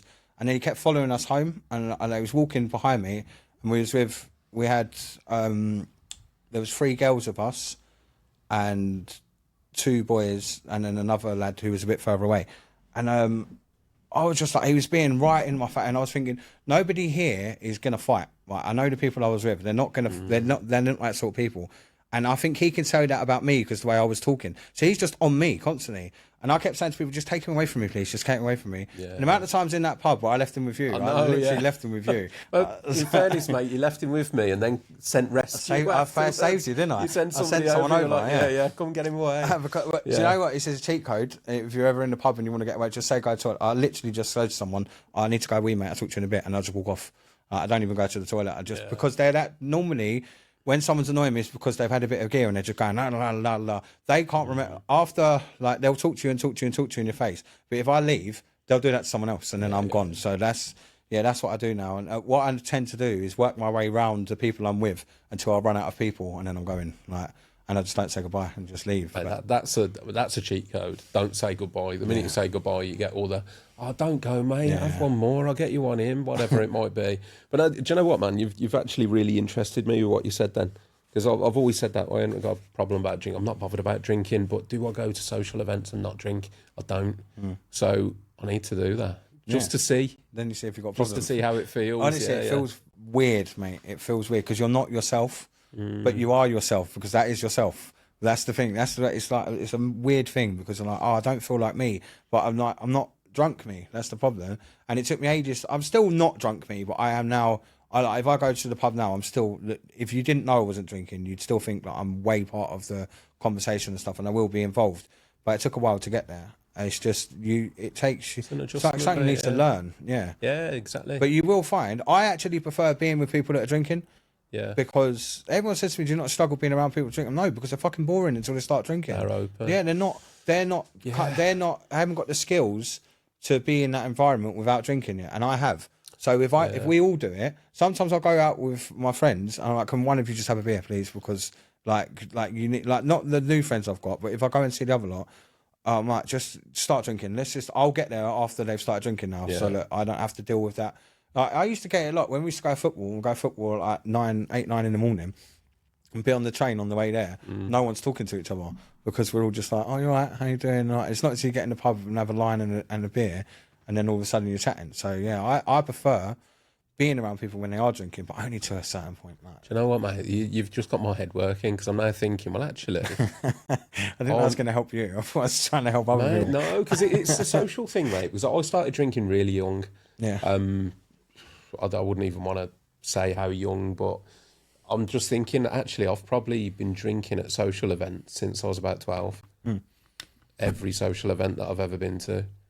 Because my dad, like I say, my dad was a drinker, but he was also he'd be like, oh, do you want one of these, Russ? Do you want one of... Yeah. So my dad actually, it sounds terrible now, but my dad was giving me alcohol at a really young age. Like, and he wouldn't have thought it was any harm. It's just one here, whatever. Remember Hooch? Yeah. It's literally got me started on Hooch. The Hooch that used to come in bottles that look like Oasis. Yeah. You remember that? Anyway, I started on those, and I'm thinking now, I don't think I've ever been to a social event. So is that not dependency, isn't it? It is, though, isn't it? Now I think I've got a problem. What are you doing? No, again, that's a good thing. Like now you thinking that, because it is a dependency. People don't think it is, but if you can't go to an event without having a drink, then that's dependency. Yeah. And it's hard, mate. It is hard to do the events. I'm going to have to do it now, though, just to. I'm quite a competitive person anyway, so I need to do it now just to prove that I can. Yeah. I'll report back to you. I'll let you know how that goes. I look forward to hearing how it goes. Just like I say, just involve yourself, because you won't enjoy it otherwise. Because what you'll do, you'll feel excluded. So honestly, just think about being in the conversation. Like I always say that to everyone. Just if the conversation's happening, because it's very easy when you're not drinking just to let the conversation go, and then you just sit there thinking, I wish I was having a beer, or go and get a beer, because you're like, I can't do this, and just go and get one. So talking's it. You do talk for a living. You know what I mean, so like, I should be getting better at it. In fairness, no, but it's true. I'm just going to just out of curiosity, I'm going to have to give it a go and see what happens. I look forward to hearing how it goes. I don't want to finish up the conversation, mate, without touching on your involvement with men and their emotions, because first of all, mate, I think it's fucking brilliant, and it'll be saving lives. So let's talk about how you got involved in it, but most importantly, where it is and where people can find it as well. Yeah, so got involved. It was literally part of so it's obviously Dan O'Reilly's charity. It was not just his charity, but he set it up, and he was the one that forwarded it out. And he basically just had, it's a Facebook group, right? And he just had a space. He created a space for people to be open and honest, and he's just grown it from there, because he didn't have that. It wasn't there, so he made it, right, for his followers and stuff like that. So then they obviously went on a journey with it and was like, right, this is something that's important. So they created an actual charity around it. And that was the gig at the O2. That's what that was for. So, sorry. Well, that was not the first I came into contact with it, but I already had that for me. What it was, I saw it, like, because I followed Dan for years, and I see the thing, but I already had that. I had that space within Paul Moult's program and people I'd met along the way. So I already had an outlet for things, and I'd already worked through a lot of it. So I think I might have been in the group, but I weren't really paying attention to it. And when he asked me to do the gig, he was like, it's for my charity. And I was like, I've heard of that, chatting about stuff like that. And then obviously did the night. But in the meantime, because I got curious, I started looking more into the charity and talking to Dan about it. And I was doing other stuff with Dan anyway. And after that, I messaged him, definitely to say thank you. I was like, wow, what a night. He had a lot of stuff going on the night as well. So, like, I now know, because I know him more than I did at the time, and I've been to tour shows with him, how stressed he gets with stuff, like making sure he's so meticulous with what he cares so much about a lot of stuff, and I relate to it a lot. And he's always worrying about this stuff. On that night, he was like, there were so many things, because it's big for him as well. Like, they're big names to be around. They are. And like, there was such a big event for them as well, so he was obviously stressed. So I didn't really get to talk to him too much, and he was obviously doing a set as well, so he needs to get himself in the zone. So I just messaged him afterwards. I was like, thanks so much for that. Like, I literally enjoyed it so much. Really appreciate you getting involved. If you want me to do anything for the charity, just let me know, because like, I think it's massive the way that you're raising money, and I can see it's helping people. So yeah, just let me know if you want anything. And he was like, thank you. Like, and I'd seen him a few times after that. Then I did the bike ride. I did London to Brighton, and I said to my mates, so it was like, we should do this for charity. We're going to do it. Like, none of us have ever done anything. Like, I think actually, well, that's a lie, one of them had done it before, but most of us hadn't done. Like, we all just didn't have anything to do on the weekend, so just started riding the bikes, and then was like, let's see if we could do London to Brighton.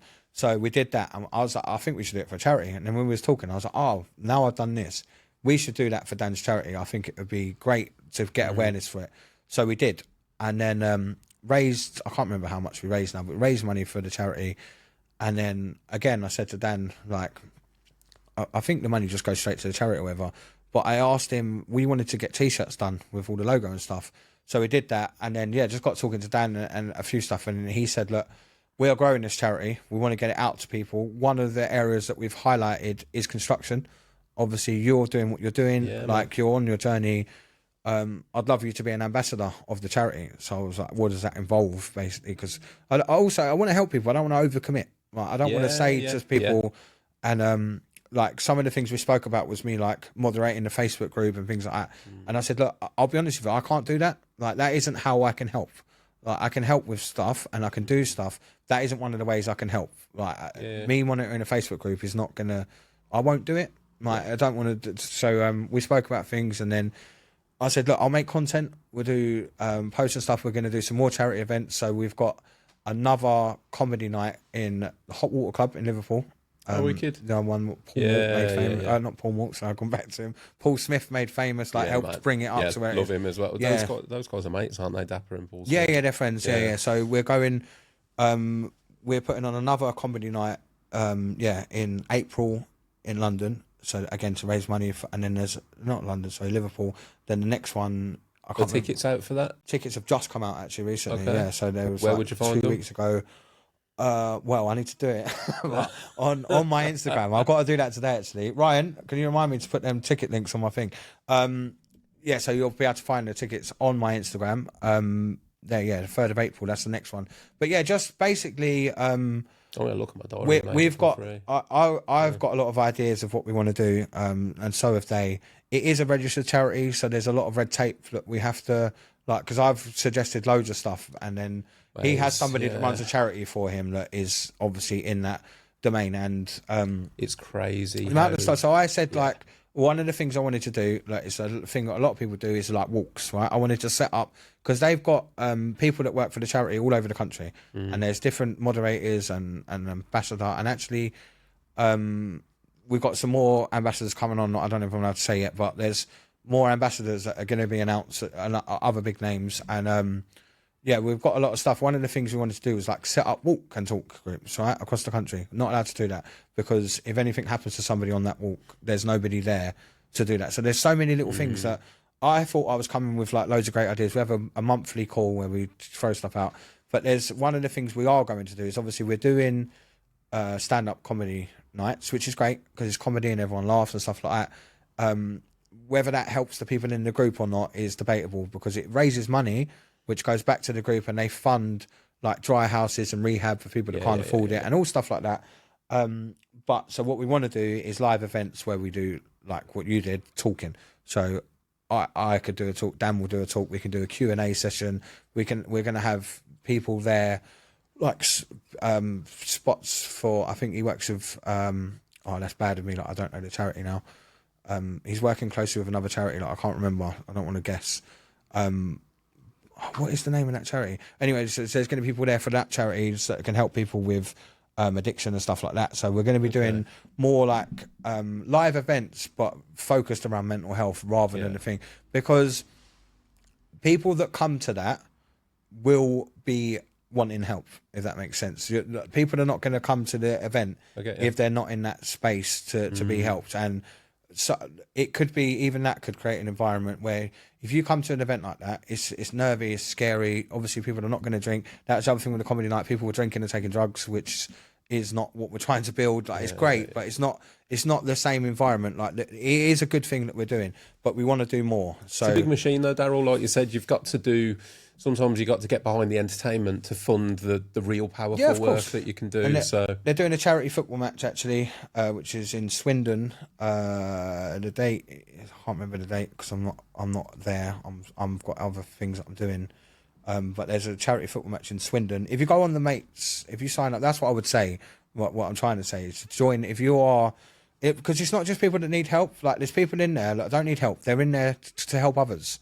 So join it's the Mates Men and Their Emotions Facebook group, and people can post anonymously, and then you've got moderators in there. Dan's in there as well, and everyone just helps each other out in there. But they've got other stuff coming up like the football event, and it's also raised money just to give back to the people that need the help, because not everybody can afford to do stuff. You can't afford to therapy, to be off. mate. Therapy costs a fortune. There are some great organisations out there helping people do that, and Mates being one of them. And it's you've got a massive reach. Obviously, Dan's got a massive reach. Yeah, But using that for that kind of purpose, mate, that's beautiful. And that is the other thing. Sorry, that we are going to do is we are sitting down. We've already done some ideas of content specifically around mental health, because a lot of the stuff I've done stuff with them before, and it's funny, which is great. And the annoying thing is, if you make something that's funny, it gets more views. So we're trying to come up with stuff. Look, because if it's just mental health, it doesn't ever get the reach that you want it to get. So we need to find a way that we can get the content seen. Trust me, man. I'll see this with the algorithms on social media. When you talk about serious stuff, it don't like it because people don't want to watch it. Yeah. And you know, the people that need it are the ones that are not going to watch it. Yeah. The only people that are watching it are people that don't need it, because I would probably watch it. And I'm like, not like I don't need it. That sounds a bit of a dick thing to say. But the people that need it the most are not going to see it, because they won't watch the first thing because they're not comfortable watching it.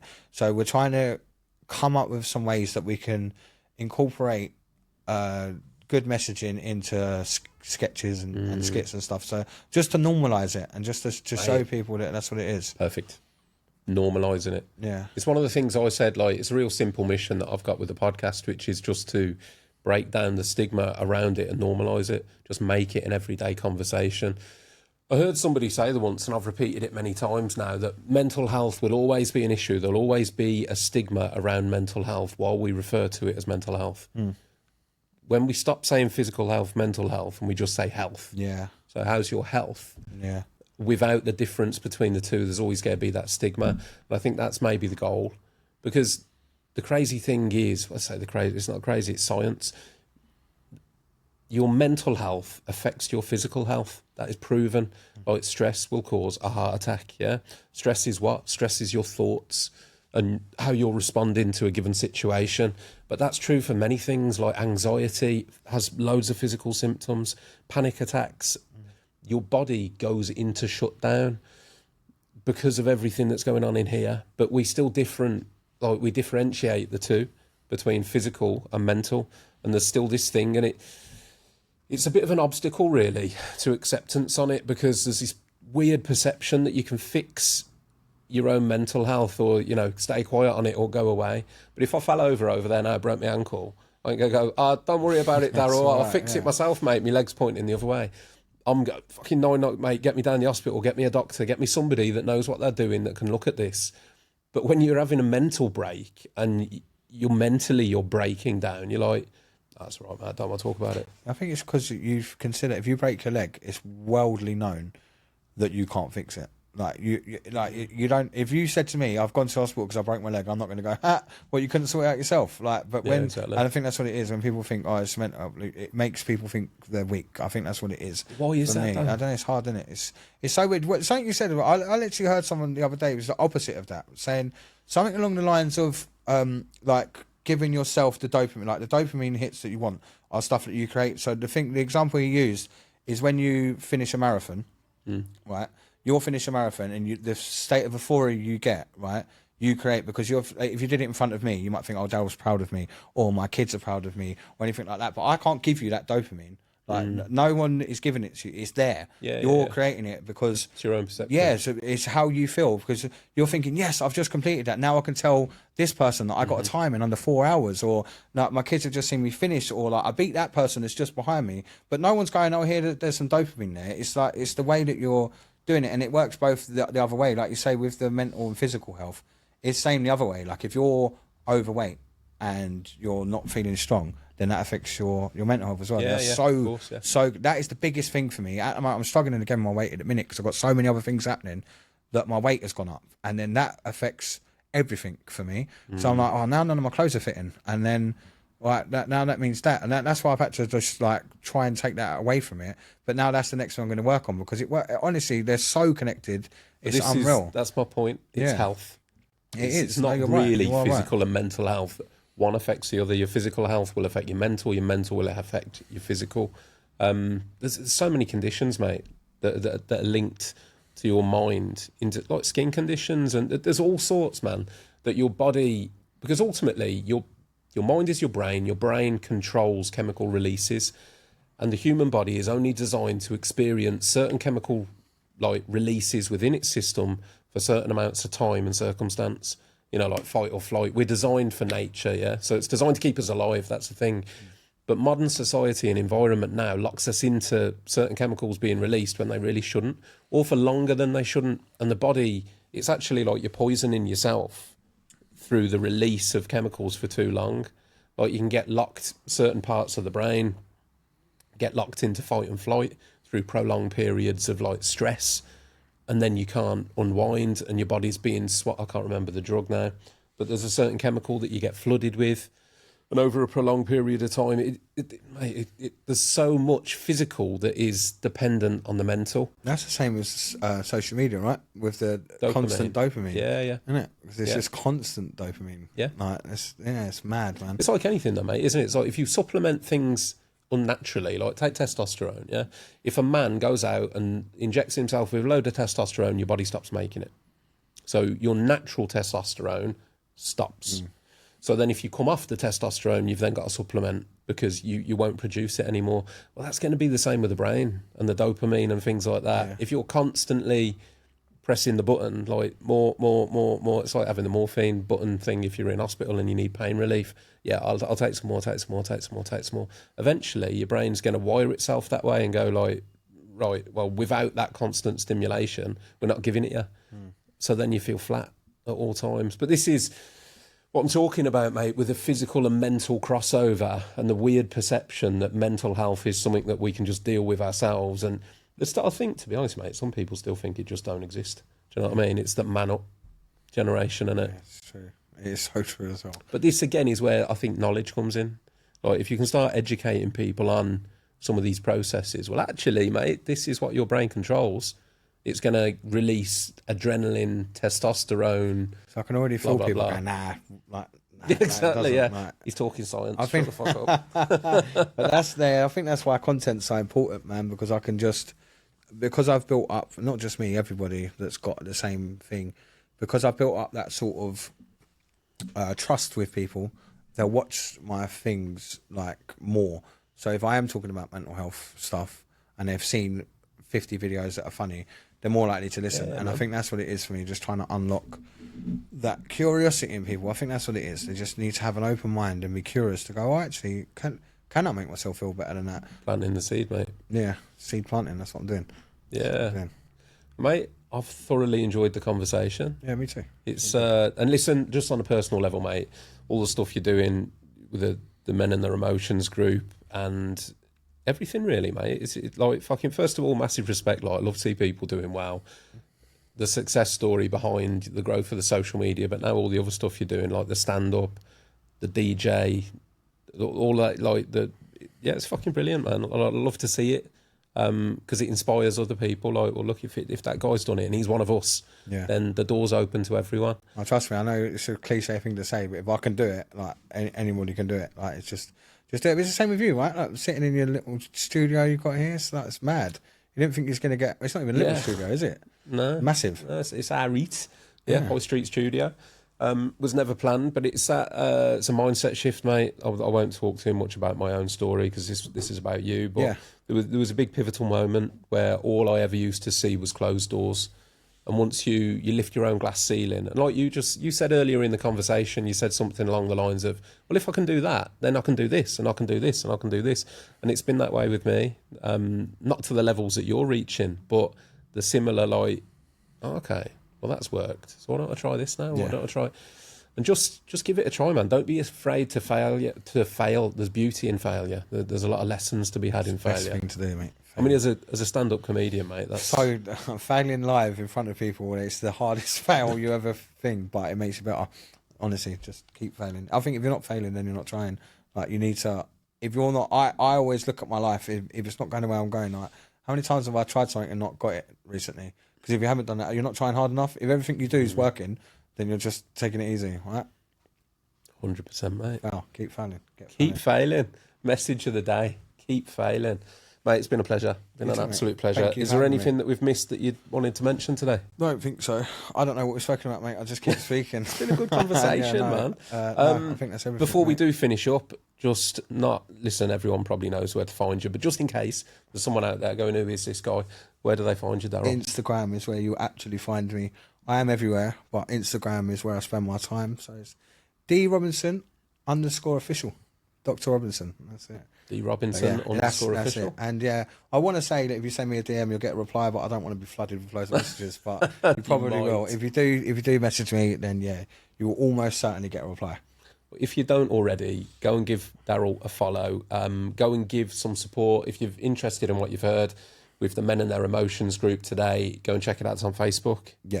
There's a link to that on my Instagram as well. There we go. Go check it out. Doing some incredible work. And if you are feeling like you could be a part of that and would enjoy the support and benefit from it, then go and sign up, join up. Is that a free thing or is there a... Yeah, it's free. And like I say, the biggest thing with that is that it's anonymous. So if you're struggling with anything, you put it in there and get help without anyone knowing who you are. Incredible, mate. Well done. Well done. No, that's brilliant. So yeah, go check out all those things. If you're still here, thanks for listening. Do all the usual, please. Subscribe, share, like, whatever platform you're on. Daryl's details will be in the episode description below. Thank you for listening. Catch you soon on the next one. See you later. Bro. Done.